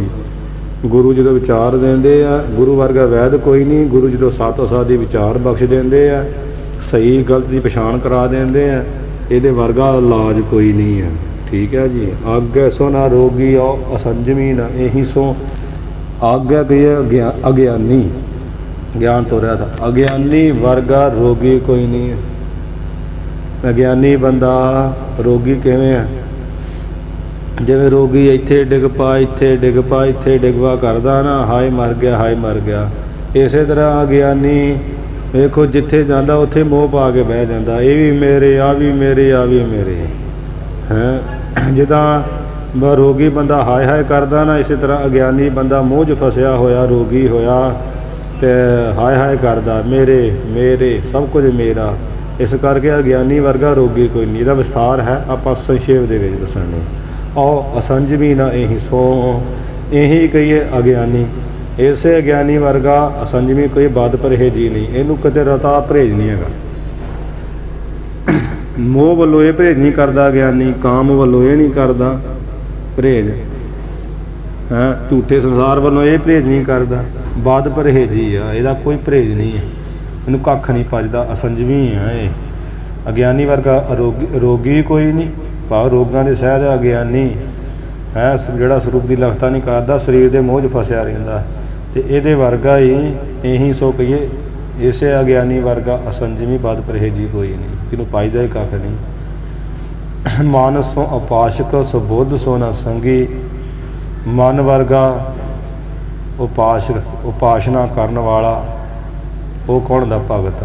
ਮਨ ਵਰਗਾ ਉਪਾਸ਼ਨਾ ਕਰਨ ਵਾਲਾ ਭਗਤ ਕੋਈ ਨਹੀਂ। ਜੇ ਮਨ ਕਰਕੇ ਉਪਾਸ਼ਨਾ ਹੋਵੇ ਤੇ ਸਭ ਤੋਂ ਵੱਡਾ ਮਾਨੀ ਭਗਤ ਆ। ਸੋ ਬੁੱਧ ਸੋ ਨਾ ਸੰਗੀ। ਸੋ ਬੁੱਧ ਸ੍ਰੇਸ਼ਟ ਬੁੱਧੀ ਦੇ ਵਰਗਾ ਕੋਈ ਸੰਗੀ ਸਾਥੀ ਨਹੀਂ ਹੈ। ਜਿਸ ਵੇਖੋ ਮਿੱਤਰੋਂ ਦਾ ਜਿਹੜਾ ਸਹੀ ਸਲਾਹ ਦੇਵੇ, ਸਹੀ ਨਿਰਣਾ ਕਰੇ। ਤੇ ਜੇ ਸ੍ਰੇਸ਼ਟ ਬੁੱਧੀ ਸਹੀ ਨਿਰਣੇ ਕਰਦੀ ਹੈ, ਜਿਹੜੇ ਸਾਡੇ ਲਾਹੇ ਦੇ ਆ ਮਿੱਤਰ, ਉਹ ਜਿਹੜਾ ਸਾਥ ਦੇਵੇ ਔਖੇ ਵੇਲੇ 'ਚੋਂ ਕੱਢੇ। ਬੁੱਧੀ ਉਹ ਆ ਜਿਹੜੀ ਸਾਥ ਦੇਵੇ ਗਲਤ ਪਾਸੇ ਨਾ ਜਾਣ ਦੇਵੇ ਤੇ ਸਹੀ ਨਿਰਣਾ ਕਰੇ ਤੇ ਉਹਨੂੰ ਸਾਥੀ ਕਿਹਾ ਜਾਂਦਾ। ਇਸ ਕਰਕੇ ਸ੍ਰੇਸ਼ਟ ਬੁੱਧੀ ਵਰਗਾ ਕੋਈ ਸੰਗੀ ਸਾਥੀ ਨਹੀਂ ਆ। ਔਰ ਦੇਹ ਸੋ ਨਾ ਦੇਹੋਰੋ ਨਾ ਦੇਵ ਔਰ ਦੇਹੀ ਸੋ ਔਰ ਕਹੀਏ ਤੇ ਇਹ ਦੇਹ ਸੋ, ਇਹ ਦੇਹ ਵਰਗਾ ਸਰੀਰ ਵਰਗਾ ਕੋਈ ਦੇਹਰਾ ਨਹੀਂ ਹੈ, ਮੰਦਰ ਨਹੀਂ ਆ। ਇਹ ਬੜਾ ਵੱਡਾ ਮੰਦਰ ਹੈ, ਸਰੀਰ ਰੂਪੀ ਹਰੀ ਮੰਦਰ ਆ। ਇਹ ਸਰੀਰ ਹਰ ਮੰਦਰ ਹੈ। ਮਾਰੇ ਇਹ ਸਰੀਰਾ ਮੇਰਾ, ਇਹ ਸਰੀਰ ਬੜੀ ਗੱਲ ਹੈ। ਇਹ ਦੇਹ ਵਰਗਾ ਮੰਦਰ ਕੋਈ ਨਹੀਂ। ਭਾਵ ਇਹਨੂੰ ਤਾਂ ਮੰਦਰ ਕਿਹਾ, ਵੇਖੋ ਮੰਦਰ ਵਿੱਚ ਤੇ ਇੱਕ ਸੀਮੈਂਟ ਦੀ ਮੂਰਤੀ ਹੈ ਨਾ, ਪਰ ਇਹ ਉਹ ਦੇਹੀ ਆ ਜਿਹਦੇ ਅੰਦਰ ਪਰਮੇਸ਼ਰ ਦੀ ਸੱਚੀ ਮੂਰਤੀ ਆ, ਵਸੀ ਰੱਬ ਹੈ ਨਹੀਂ ਹੈ। ਦਸਵਾਂ ਦਵਾਰ 'ਚ ਪ੍ਰਕਾਸ਼ ਰੂਪ ਹੋ ਕੇ ਵਸਣ ਡਿਆ, ਸਰੀਰ ਵਿੱਚ ਆਤਮਾ ਰੂਪ ਹੋ ਕੇ ਵਰਤਣ ਡਿਆ। ਇਸ ਕਰਕੇ ਦੇਹ ਵਰਗਾ ਮੰਦਰ ਕੋਈ ਨਹੀਂ ਜਿੱਥੇ ਪ੍ਰਤੱਖ ਹੀ ਪਰਮੇਸ਼ਰ ਰਹਿ ਰਿਹਾ, ਨਾ ਦੇਵ ਔਰ ਦੇਹੀ ਸੋ ਅਤੇ ਦੇਹ ਸਰੀਰ ਦੇ ਵਿੱਚ ਰਹਿਣ ਵਾਲਾ ਕੀ ਜੀਵ, ਦੇਹੀ ਮਾਲਕ ਦੇਹ ਦਾ। ਇਹ ਜੀਵ ਵਰਗਾ ਦੇਵ ਕਹੀਏ ਦੇਵਤਾ ਕੋਈ ਨਹੀਂ। ਭਾਵ ਸਰੀਰ ਰੂਪੀ ਮੰਦਰ ਆ। ਹਾਂਜੀ, ਸਰੀਰ ਰੂਪੀ ਮੰਦਰ ਦੇ ਵਿੱਚ ਇਹ ਆਤਮਾ ਰੂਪੀ ਦੇਵਤਾ ਰਹਿ ਰਿਹਾ। ਹਾਂਜੀ, ਦੇਹੀ ਜੀਵ ਵਰਗਾ ਦੇਵਤਾ ਕੋਈ ਨਹੀਂ ਹੈ। ਸਭ ਤੋਂ ਵੱਡਾ ਜੀਵ ਹੀ ਦੇਵਤਾ। ਭਾਵ ਜੀਵ ਆਤਮਾ, ਜਿਹੜਾ ਅੰਦਰਲਾ ਆਤਮਾ ਨਾ, ਇਹ ਜਿਹੜਾ ਦੇਵਤਾ ਆ, ਇਹਦੀ ਪੂਜਾ ਕਰੋ, ਇਹਨੂੰ ਪ੍ਰਾਪਤ ਕਰੋ ਭਾਈ। ਤੇ ਮਾਤੜ ਦੇ ਮਾਤੜ ਨੂੰ ਜਿੰਨੀ ਕੁ ਸਮਝ ਪੈਂਦੀ ਉਹਦੇ ਮੁਤਾਬਕ ਅਰਥ ਕਰਨ ਦੇ ਆਪਾਂ। ਤੇ ਭਾਵ ਆਪਣੇ ਇਹਨੇ ਜਿੰਨਾ ਕੁ ਅਨੁਭਵ ਹੈਗਾ ਉੱਦਾਂ ਇਹਨਾਂ ਅਰਥ ਗ੍ਰੰਥ ਵਿੱਚ ਤੇ ਇਹ ਲਿਖਿਆ ਵੀ ਜੀਵ ਵਰਗਾ ਦੇਵਤਾ ਕੋਈ ਨਹੀਂ। ਹਾਂਜੀ, ਆਪ ਹੀ ਜੀਵ ਵਰਗਾ ਦੇਵਤਾ ਕੋਈ ਨਹੀਂ। ਜੇ ਜੀਵ ਆਪਣੇ ਸਰੀਰ ਰੂਪੀ ਮੰਦਰ ਦੇ ਵਿੱਚ ਨੂੰ ਪ੍ਰਾਪਤ ਕਰ ਲਵੇ ਤੇ ਦੇਵਤਾ ਦੇ ਵਰਗਾ ਹੈ ਨਹੀਂ। ਤੇ ਦੇਹ ਕੌਣ ਹੈ? ਸਰੀਰ। ਦੇਹ ਦਾ ਮਾਲਕ ਕੌਣ ਆ? ਦੇਹ ਹੀ। ਉਹ ਆਤਮਾ ਨਾ ਜਿਹੜਾ ਨੂੰ ਚਲਾਉਣ ਡਿਆ, ਮਾਲਕ ਹੀ ਹਮੇਸ਼ਾ ਚਲਾਉਂਦਾ ਨੌਕਰ ਨੂੰ। ਸਰੀਰ ਤੇ ਨੌਕਰ ਹੈ, ਕੋਈ ਕੰਮ ਲੈਂਦਾ। ਤੇ ਦੇਹੀ ਕੌਣ ਆ? ਆਤਮਾ। ਆਤਮਾ ਵਰਗਾ ਕੋਈ ਦੇਵਤਾ ਨਹੀਂ ਹੈ। ਇਸ ਕਰਕੇ ਇਹ ਭਾਈ, ਇਹ ਜਿਹੜਾ ਆਤਮਾ ਰੂਪੀ ਦੇਵਤਾ ਨਾ, ਇਹ ਦੇਹ ਰੂਪੀ ਜਿਹੜੇ ਮੰਦਰ ਵਿੱਚ ਇਹਦੀ ਪੂਜਾ ਕਰੋ, ਇਹਨੂੰ ਪ੍ਰਾਪਤ ਕਰੋ, ਇਹਦੀ ਪੂਜਾ ਕਰੋ, ਇਹਦੀ ਪ੍ਰਤਿਸ਼ਠਾ ਕਰੋ, ਇਹਨੂੰ ਪ੍ਰਾਪਤ ਕਰੋ ਆਪਣੇ ਸਰੂਪ ਨੂੰ। ਮਤਲਬ ਦੋਹਰਾ ਯਹ ਵੈਦਾਂਤਨ ਕਰ ਕਹਿਓ, ਹੇ ਸਿੱਖ। ਉਹਦੇ ਪਿੱਛੇ ਜਿਹੜਾ ਪਾਠ ਆਇਆ ਨਾ, ਆਥ ਵੈਦਾਂਤ, ਫਿਰ ਲਿਖਿਆ ਆਥ ਸਾਂਖ। ਅਸਲ ਵਿੱਚ ਇਹ ਸਾਂਖ ਮਤ ਦਾ ਵਿਸਥਾਰ ਨਹੀਂ ਹੈ।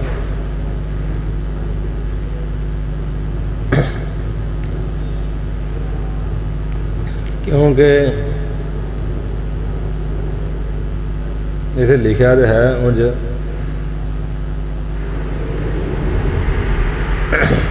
ਕਰਮ ਕਰਨੇ, ਇਹ ਗੁਰਮਤ ਦਾ ਸਿਧਾਂਤ ਆ।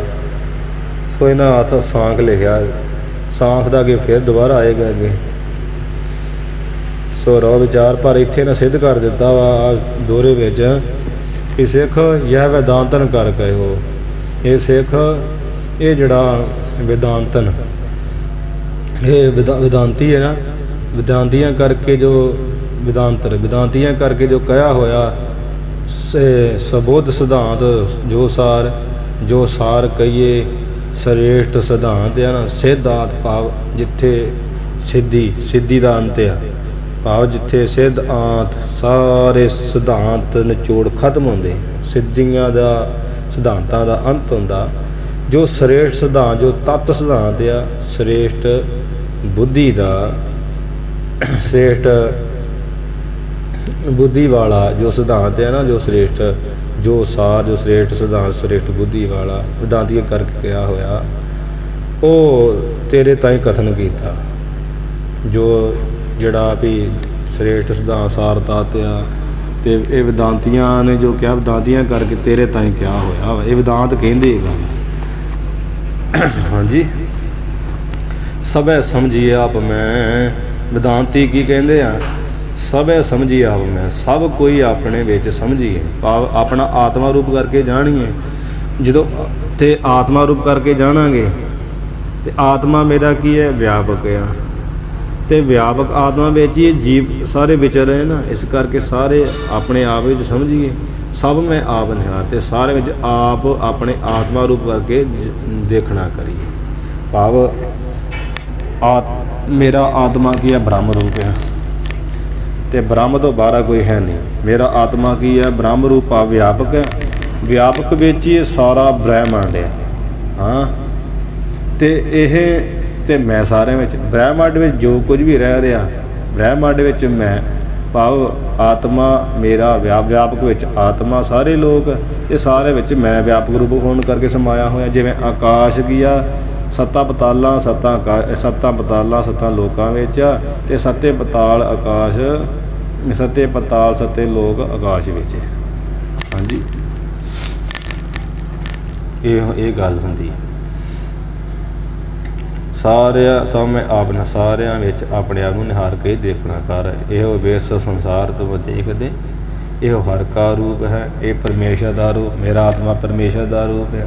ਤੇ ਸਾਰਿਆਂ ਵਿੱਚ ਹੀ ਆਪਣੇ ਆਪ ਨੂੰ ਜਾਣ, ਤੇ ਪਰਮੇਸ਼ਰ ਤੋਂ ਬਾਹਰ ਕੋਈ ਹੈ ਨਹੀਂ। ਤੇ ਮੈਂ ਸਾਰਿਆਂ ਵਿੱਚ ਆਪਣੇ ਆਪ ਦੇਖਣਾ ਕਰ। ਸਭ ਕੇ ਮੈਂ ਮੱਧ ਵਿੱਚ ਵੀ ਹਾਂ ਤੇ ਬਾਹਰ ਵੀ, ਸਭ ਕੇ ਮੱਧ ਲਿਪਤ ਹੋ ਰਿਹਾ। ਨਿਰਲੇਪ ਭਾਵ ਜਦੋਂ ਵੇਚਿਆ, ਉਹ ਵੇਚ, ਜਦੋਂ ਅੰਦਰ ਮੱਧ ਹੋ ਗਿਆ, ਜਦੋਂ ਬਾਹਰ ਜਿਹੜਾ ਵਿਆਪਕ ਉਹ ਲਿਪਤ ਹੋ ਗਿਆ। ਇਸ ਤਰ੍ਹਾਂ ਦੇਖਣਾ ਕਰ। ਭਾਵ ਸਾਰੇ ਥਾਂ ਆਪਣੇ ਆਪ ਪਰਿਪੂਰਨ ਦੇਖਣਾ ਕਰ, ਵਿਦਾਂਤੀਆਂ ਕਰਕੇ ਮਾਤਿਆ। ਦੋਹਰਾ ਕੋਟ ਕੋਟ ਗ੍ਰੰਥ ਕਹੇ। ਬਹੁਤ ਸਾਰੇ ਥਾਈਂ, ਕਿਤੇ ਕਵਿਤਾ ਦੇ ਰੂਪ ਵਿੱਚ, ਕਿਤੇ ਵਾਰਤਕ ਦੇ ਰੂਪ ਵਿੱਚ, ਕਵਿਤਾ ਛੰਦਾਬੰਦੀ ਕਰਕੇ, ਕਿਤੇ ਵਾਰਤਕ ਜਿਹੜਾ ਜਿਵੇਂ ਕਵਿਤਾ ਲਿਖੀ ਆਪਾਂ ਸਿੱਧਾ ਦੱਤ ਲਿਖੇ ਜੀ, ਭਾਵੇਂ ਦੱਸ ਦਿੰਦੇ ਅੱਖਰਾਂ ਵਿੱਚ ਹੀ, ਤੇ ਰੂਪ ਵਿੱਚ ਕੋਟ ਕੋਟ ਗ੍ਰੰਥਨ ਕਹਿਓ। ਕੋਟ ਕੋਟ ਕਹੇ, ਕਰੋੜਾਂ ਕਰੋੜਾਂ ਗ੍ਰੰਥਨ ਕਹਿਓ। ਗ੍ਰੰਥਾਂ ਵਿੱਚ ਬਹੁਤ ਜਿਹੜਾ ਨਾ ਇਹ ਕਿਆ ਹੋਇਆ ਕਿ ਗਦ ਪਦ ਰਚਚਾਰ, ਚਾਰ ਗਦ ਕਹੀਏ ਛੰਦ, ਤੇ ਪਦ ਕਹੀਏ ਪਦ। ਛੰਦ ਜਿੱਦਾਂ ਸਾਰਾ ਜਿਵੇਂ ਦੋਹਰਾ, ਪਦ ਕਹੀਏ ਜਿਵੇਂ ਦੋ ਦੋ ਅੱਖਰ ਆ, ਭਾਖਾ ਮਾਝ ਨਿਹਾਰ, ਇਵੇਂ ਛੰਦਾਂ ਤੇ ਪਦਾਂ ਦੀ ਰਚ ਕਹੀਏ, ਰਚਨਾ ਕਰਕੇ ਬਣਾ ਕਰਕੇ, ਚਾਰ ਕਹੀਏ ਸੋਹਣੀ। ਤੇ ਜੋ ਸਿਧਾਂਤ ਕਰੋੜਾਂ ਕਰੋੜਾਂ ਗ੍ਰੰਥਾਂ ਵਿੱਚ ਕਿਆ ਹੋਇਆ, ਕਿਤੇ ਕਵਿਤਾ ਬਣਾ ਬਣਾ ਕੇ, ਕਿਤੇ ਵਾਰਤਕ ਰੂਪ ਵਿੱਚ ਛੰਦਾਬੰਦੀ ਕਰਕੇ, ਕਾਵ ਦੇ ਨਿਯਮਾਂ ਵਿੱਚ ਅਥਾਤੋ ਬ੍ਰਹਮ ਜਗਿਆਸਾ, ਕਿ ਇੰਨਾ ਕੁ ਲਿਖਿਆ ਵੇਖੋ। ਛੰਦਾ ਸਿਧਾਂਤ ਕਵਿਤਾ ਰੂਪ ਵਿੱਚ ਹੀ ਹੈ ਨਾ ਉਹ, ਤੇ ਉਹ ਨਾਲੇ ਕਾਵ ਦੇ ਨਿਯਮਾਂ ਵਿੱਚ, ਪਿੰਗਲ ਦੇ ਨਿਯਮਾਂ ਵਿੱਚ ਥੱਲੇ ਵਾਰਤਕ ਉਹਦਾ ਅਰਥ ਕੀਤੇ। ਇਸ ਤਰ੍ਹਾਂ ਕਰੋੜਾਂ ਕਰੋੜਾਂ ਗ੍ਰੰਥਾਂ ਵਿੱਚ ਛੰਦਾਂ ਤੇ ਪਦਾਂ ਦੀ ਰਚਨਾ ਕਰਕੇ ਸੋਹਣਾ ਸਿਧਾਂਤ ਜਿਹੜਾ ਕਿਹਾ ਹੋਇਆ। ਸੋ ਮਤ ਇਹ ਸੰਖੇਪ ਦੇ ਸਿੱਖ ਉਹ ਜਿਹੜਾ ਸੋ ਕਹੀਏ, ਉਹ ਜਿਹੜਾ ਮਤ ਸਿਧਾਂਤ ਆ, ਇਹ ਕਹੀਏ ਇੱਥੇ ਅਧਿਆਤਮ ਪ੍ਰਕਾਸ਼ ਗ੍ਰੰਥ ਦੇ ਵਿੱਚ ਨਾ ਸੰਖੇਪ ਸੁਣ, ਬੜੇ ਸੰਖੇਪ ਨਾਲ, ਥੋੜ੍ਹੇ ਮਾਤਰ ਹੀ, ਭਾਵ ਬੜਾ ਸੰਕੋਚ ਕਰਕੇ, ਸੰਖੇਪ ਨਾਲ, ਥੋੜ੍ਹੇ ਮਾਤਰ, ਬੜੇ ਸੰਕੋਚ ਕਰਕੇ। ਭਾਖਾ ਮਾਝ ਨਿਹਾਰ, ਜਿਹੜੀ ਆਮ ਭਾਸ਼ਾ, ਦੇਸ਼ ਭਾਸ਼ਾ, ਆਮ ਬੋਲੀ, ਜਿਹਦੇ ਵਿੱਚ ਸਮਝ ਪੈ ਸਕੇ। ਆਪਾਂ ਹੁਣ ਸਾਰੇ ਪੜ੍ਹ ਲੈਣੇ, ਸੌਖਾ ਪੜ੍ਹ ਲੈਣੇ, ਕੋਈ ਸੰਸਕ੍ਰਿਤ ਥੋੜ੍ਹੀ ਹੈ, ਕੋਈ ਇਹ ਬੋਲੀ ਥੋੜ੍ਹੀ ਹੈ, ਕੋਈ ਕਠਨ ਹੈ, ਆਮ ਹੀ ਹੈ। ਆਮ ਬੋਲੀ ਮਾਝ ਕਹੀਏ, ਮਾਝ ਵਿੱਚ ਕਥਨ ਕਰ ਦਿੱਤਾ, ਤੇ ਤੂੰ ਉਸ ਨੂੰ ਨਿਹਾਰ ਕਹੀਏ, ਵਿਚਾਰ ਦੀ ਨਿਗਾਹ ਨਾਲ ਦੇਖਣਾ ਕਰ। ਠੀਕ ਆ, ਆਮ ਭਾਸ਼ਾ ਭਾਵ ਬੜੀ ਸਮਝ ਨਾਲ ਦੇਖਣਾ ਕਰ, ਤੇਰੇ ਬੜੇ ਇਹ ਕੰਮ ਦੀ ਚੀਜ਼ ਹੈ। ਦੋਹਰਾ ਜੈਸੇ ਸਿੰਧ ਵੱਲੋਂ ਕੇ, ਜਿਸ ਪ੍ਰਕਾਰ ਸਿੰਧ ਕਹੀਏ ਸਮੁੰਦਰ ਹੁੰਦਾ, ਤੇ ਸਮੁੰਦਰ ਵਿੱਚ ਲੂਣ ਕੇ ਕਹੀਏ ਲੂਣ ਦੇ, ਢੇਰ ਸੈਲ ਸਮਝੋਏ, ਤੇ ਉਹ ਢੇਰ ਜਿਹੜੇ ਆ ਨਾ ਲੂਣ ਦੇ ਸੈਲ ਕਹੀਏ, ਪਰਬਤ ਵਰਗੇ ਜੋ ਕਹੀਏ ਦਿਖਦੇ ਆ, ਦੇਖਣਾ ਕਰੀਏ। ਹਾਂਜੀ, ਜੈਸੇ ਸਿੰਧ ਲਾਉਣ ਕੇ, ਜਿਸ ਪ੍ਰਕਾਰ ਸਿੰਧ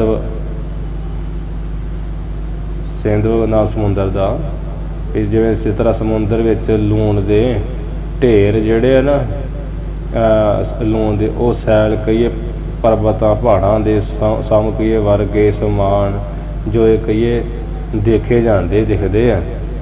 ਹਾਂਜੀ, ਲੀਨੇ ਪੈਸਾ ਏਕ ਭਰ, ਪਰ ਉਹਨਾਂ ਵਿੱਚੋਂ ਇੱਕ ਪੈਸਾ ਭਰ ਲੂਣ, ਇੱਕ ਪੈਸੇ ਦਾ ਜਿੰਨਾ ਕੁ ਲੂਣ ਉਹਦੇ ਨਾ ਇੰਨਾ ਕੁ ਇੱਕ ਪੈਸਾ ਭਰ ਲੂਣ ਜਿਹੜਾ ਕਹੀਏ ਲੈ ਲੀਨੇ ਕਹੀਏ ਲੈ ਕਰਕੇ, ਕਾਰਜ ਆਪਨ ਹੋਏ। ਆਪਣਾ ਜਿਹੜਾ ਰਸੋਈ ਦਾ ਕਾਰਜ ਹੈ ਨਾ, ਕੰਮ ਉਹ ਹੋ ਜਾਂਦਾ ਸੁਤੇ ਸੇ ਜੀ। ਆਪਣਾ ਕਾਰਜ ਕਿੰਨੇ ਕੁ ਦਾ ਹੋ ਜਾਂਦਾ? ਥੋੜੇ ਜਿਹੇ ਲੂਣ ਨਾਲ ਇੱਕ ਲੀਨੇ ਪੈਸਾ ਇੱਕ ਪਰ ਉਹਨਾਂ ਵਿੱਚ ਇੱਕ ਪੈਸਾ ਪਰ ਥੋੜੇ ਮਾਤਰ ਲੂਣ ਜਾਂ ਲੀਨੇ ਲੈ ਕੇ ਤੇ ਕਾਰਜ ਆਪਣ ਹੋਇਆ, ਆਪਣਾ ਕਾਰਜ ਹੋਏ ਹੋ ਜਾਂਦਾ। ਵੀ ਲੂਣ ਦੇ ਵੱਡੇ ਢੇਰਾਂ ਦਾ ਆਪਾਂ ਕਰਨਾ, ਬੜੇ ਬੜੇ ਲੂਣ ਦੇ ਢੇਰ ਲੱਗੇ ਹੋਏ ਆ ਤੇ ਉਹਨਾਂ ਢੇਰਾਂ ਦਾ ਕਰਨਾ। ਆਪਾਂ ਤਾਂ ਜਿੰਨਾ ਕੁ ਸਾਨੂੰ ਰਸੋਈ ਵਿੱਚ ਚਾਹੀਦਾ, ਰੋਟੀ ਦਾ ਕਾਰਜ ਆਪਣਾ ਥੋੜੇ ਜਿਹੇ ਕੰਮ ਵਿੱਚ ਹੀ ਹੋ ਜਾਂਦਾ। ਤੇ ਇਸੇ ਪ੍ਰਕਾਰ ਵੀ ਆ ਜਿਹੜੇ ਅਨੇਕ ਛੰਦਾਂ ਪਦਾਂ ਵਿੱਚ ਰਚੇ ਹੋਏ ਕਰੋੜਾਂ ਗ੍ਰੰਥ, ਉਹਨਾਂ ਦਾ ਆਪਾਂ ਕਿੰਨਾ ਕੀ ਕਰਨਾ, ਕੀ ਆਪਾਂ ਉਲਝਣ 'ਚ ਪੈਣਾ, ਜ਼ਿੰਦਗੀ ਕਾਹਨੂੰ ਲੰਘਾਉਣੀ ਉਹਨਾਂ ਵਿੱਚ ਪੈ ਕੇ ਪੜ੍ਹਦਿਆਂ ਉਹਨਾਂ ਵਿੱਚ ਜਿਹੜਾ ਸਾਰ ਸਿਧਾਂਤ ਆ ਨਾ, ਉਹ ਸਾਰ ਸਿਧਾਂਤ ਨੂੰ ਆਪਾਂ ਇਹ ਛੋਟਾ ਜਿਹਾ ਜਿਹੜਾ ਗ੍ਰੰਥ ਆ ਅਧਿਆਤਮ ਪ੍ਰਕਾਸ਼, ਇਹਦੇ ਵਿੱਚ ਆਤਮਾ ਸਰੂਪ ਬਾਰੇ ਬੜੇ ਸੰਖੇਪ ਵਿੱਚ ਛੋਟੇ ਜਿਹੇ ਗ੍ਰੰਥ ਵਿੱਚ ਢੰਗ ਨਾਲ ਕਹਿ ਦਿੱਤਾ। ਇਹਨੂੰ ਹੀ ਤੂੰ ਨਾ ਜਿਹੜਾ ਧਿਆਨ ਨਾਲ ਪੜ੍ਹਨਾ ਵਿਚਾਰਨਾ ਕਰ। ਦੂਜੇ ਗ੍ਰੰਥ ਜਦੋਂ ਪੜ੍ਹਦੇ ਆ ਗੱਲ ਤੇ ਬਿਲਕੁਲ ਸਹੀ ਹੈ। ਆਪਾਂ ਜਦੋਂ ਗ੍ਰੰਥ ਪੜ੍ਹਦੇ ਉਹਦੇ ਵਿੱਚ ਵੀ ਇਹੋ ਗੱਲਾਂ ਆਉਂਦੀਆਂ, ਬਸ ਅੱਖਰਾਂ ਦੀ ਹੇਰ ਫੇਰ ਹੀ ਆ। ਲੰਮਾ ਚੌੜਾ ਕਰਕੇ ਪ੍ਰਮਾਤਾ ਪ੍ਰਮਾਣ ਪਰਮੇਸ਼, ਜਿਹੜੇ ਪ੍ਰਮਾਣਾਂ ਦਾ ਹੀ ਨਹੀਂ ਸਿੱਧ ਹੁੰਦਾ, ਨਿਖੇਧ ਪੱਖ ਨਾ ਵਿਧੀ ਪੱਖ ਨਾ ਹੋ ਜਾਂਦਾ। ਮਤਲਬ ਉਹ ਪੜ੍ਹ ਕੇ ਪਾਗਲ ਹੋ ਜਾਂਦੇ। ਕਈ ਤੇ ਵਿਚਾਰੇ ਛੱਡ ਹੀ ਜਾਂਦੇ ਪੜ੍ਹਾਈ, ਕਈ ਕਥਾ ਛੱਡ ਜਾਂਦੇ, ਇਹਦੇ ਨਹੀਂ ਪੜ੍ਹਿਆ ਜਾਂਦਾ, ਗ੍ਰੰਥਾਂ 'ਚ ਪ੍ਰਵਿਰਤ ਨਹੀਂ ਹੁੰਦੇ। ਉਹ ਸਮਝ ਲਓ ਵੀ ਇੱਕ ਵਿਦਵਤਾ ਵਾਸਤੇ ਹੀ ਆ, ਨਹੀਂ ਤੇ ਪਤਾ ਤੇ ਇਹ 'ਚ ਵੀ ਲੱਗ ਹੀ ਗਿਆ ਸਾਨੂੰ ਵੀ ਆਤਮਾ ਸਰੀਰ ਤੋਂ ਪਰੇ ਆ। ਇਹਦਾ ਅਭਿਆਸ ਕੀਤਾ ਜਾਵੇ ਨਾਮ ਸਿਮਰਨ ਦਾ, ਫਿਰ ਲਖਤਾ ਹੁੰਦੀ, ਪਰਮੇਸ਼ਰ ਦੀ ਪ੍ਰਾਪਤੀ ਦੀ ਹੁੰਦੀ ਆ। ਵਿਦਾਂਤ ਮਤ ਭਾਵੇਂ ਕਿ ਉਹ ਨਾਮ ਦੀ ਗੱਲ ਇਸ ਤੋਂ ਸਿੱਧ ਹੁੰਦਾ ਬਹੁਤ ਘੱਟ ਕਰਦਾ ਗ੍ਰੰਥ ਜਦੋਂ ਪੜ੍ਹਦੇ ਆ। ਖਾਲੀ ਜਣਾਉਂਦਾ ਹੀ ਹੈ ਵੀ ਤੇਰਾ ਆਤਮਾ ਪਰਮਾਤਮਾ ਇੱਕ ਵੱਖਰਾ, ਦੱਸਦਾ ਨਹੀਂ ਵੀ ਤੂੰ ਕਰਨਾ ਕੀ ਹੈ, ਕੀ ਜਪਣਾ ਹੈ। ਸੋ ਇਸ ਕਰਕੇ ਆਪਣਾ ਕਾਰਜ ਦੇ ਛੋਟੇ ਜਿਹੇ ਗ੍ਰੰਥ ਨਾਲ ਹੀ ਹੋ ਜਾ ਰਿਹਾ ਹੈ। ਤੂੰ ਇਹਨੂੰ ਹੀ ਸਮਝ ਲਾ। ਦੋਹਰਾ ਹੋ ਤੋ ਜੋ ਸਭ ਕੁਛ ਜਾਣਬੋ, ਜੋ ਕਿ ਜਿਹੜਾ ਸਾਰ ਸਿਧਾਂਤ ਵਿਚਾਰ ਹੈ, ਸਿੱਖਿਆ ਆਦਿ ਸਭ ਕੁਝ ਤੂੰ ਜਾਣਬੋ ਗਈ ਜਾਣਨਾ ਸੀ। ਉਹ ਤੋਂ ਜੋ ਸਭ ਕੁਝ ਜਾਣਬੋ, ਜੋ ਸਭ ਕੁਝ ਜਾਣਨਾ ਸੀ ਨਾ ਤੂੰ ਜਾਣ ਚੁੱਕਿਓ ਤੂੰ ਸੋਏ ਕਹੀਏ ਉਹ ਸਭ ਕੁਝ ਤੂੰ ਜਾਣ ਚੁੱਕਿਆ। ਤੈਨੂੰ ਦੱਸ ਦਿੱਤਾ ਆਤਮਾ ਸਰੀਰ ਤੋਂ ਪਰੇ ਹੈ, ਉਹਨੂੰ ਕੋਈ ਹੈ ਨਹੀਂ ਕੋਈ ਕਰਮ ਕਰਿਆ ਤੇਰੇ ਆਤਮਾ 'ਚ। ਤੇ ਸਾਰਿਆਂ ਵਿੱਚ ਆਪਣੇ ਆਤਮਾ ਨੂੰ ਜਾਣ, ਤੇ ਆਤਮਾ ਸਾਰਿਆਂ ਵਿੱਚ ਆਪਣੇ ਸਰੂਪ ਨੂੰ ਜਾਣ, ਤੇ ਤੂੰ ਉਹਨਾਂ ਵਿੱਚ ਹੈ ਤੇ ਉਹ ਤੇਰੇ ਵਿੱਚ ਹੈ। ਭਾਵ ਮੁੱਕਦੀ ਗੱਲ ਸਭ ਨੂੰ ਬ੍ਰਹਮ ਹੀ ਜਾਣ, ਆਪਣਾ ਸਰੂਪ ਹੀ ਜਾਣ। ਹਾਂਜੀ, ਉਹ ਕਹਿਣ ਮਾਤਰ ਕਹਿਣਾ ਪੈ ਜਾਂਦਾ ਤੂੰ ਉਹਦੇ ਵਿੱਚ ਤੇ ਮੈਂ ਉਹਦੇ ਵਿੱਚ ਹਾਂ, ਉੱਥੇ ਮੈਂ ਤੂੰ ਨਹੀਂ ਹੈਗੀ, ਉਹ ਤੂੰ ਜਾਣ ਚੁੱਕਿਆ ਵਾ। ਔਰ ਜੋ ਸ਼ਾਸਤਰਨ ਕੇ ਮਤੇ, ਔਰ ਜਿਹੜੇ ਅਨੇਕਾਂ ਸ਼ਾਸਤਰ ਗ੍ਰੰਥਾਂ ਦੇ ਮਤੇ ਯਾਰ ਮਤ ਸਿਧਾਂਤ ਆ ਹੈ। ਮੈਂ ਭੂਲਣਾ ਤਿੰਨ ਤਨ ਜੋਏ, ਭੂਲਣਾ ਤਿੰਨ ਕਹੀਏ ਉਹਨਾਂ ਦੀ ਤਨ ਕਹੀਏ, ਤਰਫ ਤੂੰ ਨਾ ਭੁੱਲ ਕੇ ਵੀ ਨਾ ਜੋਏ ਕਹੀਏ ਦੇਖਣਾ ਕਰ। ਉਹਨਾਂ ਵੱਲ ਨਾ ਦੇਖ, ਪੜ੍ਹਦਿਆਂ ਜ਼ਿੰਦਗੀ ਲੰਘ ਜਾਊਗੀ, ਗੱਲ ਤੇ ਇੱਕੋ ਹੀ ਹੋਣੀ ਹੈ। ਪਰਮੇਸ਼ਰ ਨੂੰ ਪ੍ਰਾਪਤ ਕਰਨਾ ਨਾਮ ਸਿਮਰਨ ਦੇ ਅਭਿਆਸ ਰਹੀ, ਤੇ ਤੂੰ ਆਤਮਾ ਤੈਨੂੰ ਦੱਸ ਦਿੱਤਾ ਤੇਰਾ ਵੱਖਰਾ। ਹੋਰ ਸ਼ਾਸਤਰਾਂ ਦੇ ਗ੍ਰੰਥਾਂ ਦੇ ਮਤੇ ਜਿਹੜੇ ਸਿਧਾਂਤ ਆ, ਜਿਹੜੇ ਮਤੇ ਸਲਾਹਾਂ ਆ, ਉਹ ਭੁੱਲ ਕੇ ਵੀ ਤਿੰਨਾਂ ਨੂੰ ਤੂੰ ਆਪਣੇ ਤਨ ਕੇ ਸਰੀਰ ਕਰਕੇ ਜੋਏ ਕੇ ਦੇਖਣਾ ਨਾ ਕਰ। ਤਨ ਦਾ ਤਰਫ ਵੀ ਹੈ, ਤਿੰਨ ਕਹੀ ਇਹਨਾਂ ਦੀ ਤਰਫ ਤੂੰ ਨਾ ਦੇਖਣਾ ਕਰ। ਮਤਲਬ ਬਹੁਤ ਪੜ੍ਹ ਲਿਆ ਤੂੰ, ਇੱਥੇ ਹੀ ਸਮਾਪਤੀ ਕਰ, ਇਹ ਗੱਲ ਕਹਿ ਰਹੇ ਹਾਂ। ਤੇ ਜੀਵ ਈਸ਼ ਤੇ ਜਗਤ, ਇਹ ਜਿਹੜਾ ਆਪਣੇ ਆਤਮਾ ਸਰੂਪ ਨੂੰ ਜਾਣ ਲੈਣਾ, ਮੇਰਾ ਆਪਣਾ ਆਤਮਾ ਹੀ ਹੈ, ਇਹ ਵਿਦਾਂਤ ਮਤ ਦਾ ਸਿਧਾਂਤ ਹੈ। ਅਭੇਦ ਗਿਆਨ ਦੀ ਦ੍ਰਿਸ਼ਟੀ ਵਿਦਾਂਤ ਮਤ ਦਿੰਦਾ ਹੈ। ਗੁਰਮਤ ਵਿੱਚ ਵਿਦਾਂਤ ਨੂੰ ਹੀ ਮੁੱਖ ਰੱਖਿਆ, ਤਾਂ ਜੋ ਕਿ ਆਤਮਾ ਪ੍ਰਾਤਮਾ ਏਕੋ ਕਰੇ, ਅੰਤਰ ਕੀ ਦੁਬਿਧਾ ਅੰਤਰ ਮਰੈ। ਆਤਮਾ ਪਰਮਾਤਮਾ ਜਿਹੜਾ ਇੱਕ ਹੀ ਹੈ, ਉਹ ਵਿਦਾਂਤ ਮਤ ਵੀ ਇਹ ਗੱਲ ਕਹਿੰਦਾ। ਇਸ ਕਰਕੇ ਵਿਦਾਂਤ ਪੜ੍ਹਾਇਆ ਜਾਂਦਾ। ਹੋਰ ਇਹ ਮੁਕਤੀ ਭਾਵ ਕਿ ਜਿਹੜਾ ਆਪਣੇ ਸਰੂਪ ਦੀ ਲਗਤਾ ਜਾਂ ਕਰ ਲੈਣੀ ਹੈ, ਹਾਂ ਤੇ ਉਸ ਵਿੱਚ ਪ੍ਰਵਿਰਤ ਹੋ ਕੇ ਇਸ ਸੰਸਾਰ ਵਿੱਚ ਵਿਚਰਨਾ, ਜੀਂਦਿਆਂ ਵੀ ਮੁਕਤ, ਸਰੀਰ ਛੱਡਣ ਤੋਂ ਬਾਅਦ ਵੀ ਮੁਕਤ। ਤੇ ਕਰਮਾਂ ਨਿਸ਼ਕਾਮ ਹੋ ਕੇ ਕਰਮ ਕਰੀ ਜਾਣੇ, ਇਹਨਾਂ ਤੋਂ ਪਰੇ ਰਹਿਣਾ, ਮੋਹ ਆਦਿਕ ਨਹੀਂ ਕਰਨਾ। ਆਪਣੇ ਆਤਮਾ ਸਰੂਪ ਨੂੰ ਸਦਾ ਸਤ ਚੇਤਨ ਅਨੰਤ ਸਰੂਪ ਜਾਣ ਕੇ ਸਰੀਰ ਨੂੰ ਜੜ ਦੁੱਖ ਰੂਪ ਜਾਣ ਕੇ ਤੇ ਇਹਦੇ ਵਿੱਚ ਪ੍ਰਵਿਰਤ ਨਹੀਂ ਹੋਣਾ, ਦੇਹ ਅਭਿਮਾਨੀ ਨਹੀਂ ਹੋਣਾ, ਦੇਹ ਅਧਿਆਸੀ ਨਹੀਂ ਹੋਣਾ। ਇਹ ਵਿਦਾਂਤ ਮਾਦੀ ਸਿੱਖਿਆ। ਅੱਗੇ ਹੋਰ ਜਿਹੜੇ 5 ਸ਼ਾਸਤਰ ਆ, ਮਾਨਸਾ, ਪਤੰਜਲ, ਸਾਂਗ, ਵਿਸ਼ੇਸ਼ਕ ਨਿਆਏ, ਹੋਰ ਜਿਹੜੇ ਸ਼ਾਸਤਰ ਆ ਉਹਨਾਂ ਨੇ ਕਿਹਨੂੰ ਕਿਹਨੂੰ ਮੁਕਤੀ ਮੰਨਿਆ ਉਹ ਅੱਗੇ ਦੱਸਣਗੇ, ਉਹ ਆਪਾਂ ਕੱਲ੍ਹ ਪੜ੍ਹ ਲਵਾਂਗੇ। ਹੁਣ ਅੱਜ ਆਪਾਂ ਇੱਥੇ ਜਿਹੜੀ ਹੈ ਸਮਾਪਤੀ ਕਰੀਏ ਜੀ। ਸਮਾਂ ਵੀ ਉੱਪਰ ਆਪਣਾ ਕਾਫੀ ਹੋ ਗਿਆ। ਭੁੱਲਾਂ ਚੁੱਕਾਂ ਦੀ ਖਿਮਾ ਜੀ, ਵਿਚਾਰਾਂ ਦੀ ਸਮਾਪਤੀ ਹੈ। ਹੋ ਤੋ ਜੋ ਸਭ ਕੁਛ ਜਾਣਬੋ, ਜਾਣ ਚੁੱਕਿਓ ਤੂੰ ਸੋਏ, ਔਰ ਜੋ ਸ਼ਾਸਤਰਨ ਕੇ ਮਤੇ ਭੂਲ ਨਾ ਤਿਨ ਤਨ ਜੋਏ। ਵਾਹਿਗੁਰੂ ਜੀ ਕਾ ਖਾਲਸਾ, ਵਾਹਿਗੁਰੂ ਜੀ ਕੀ ਫਤਿਹ।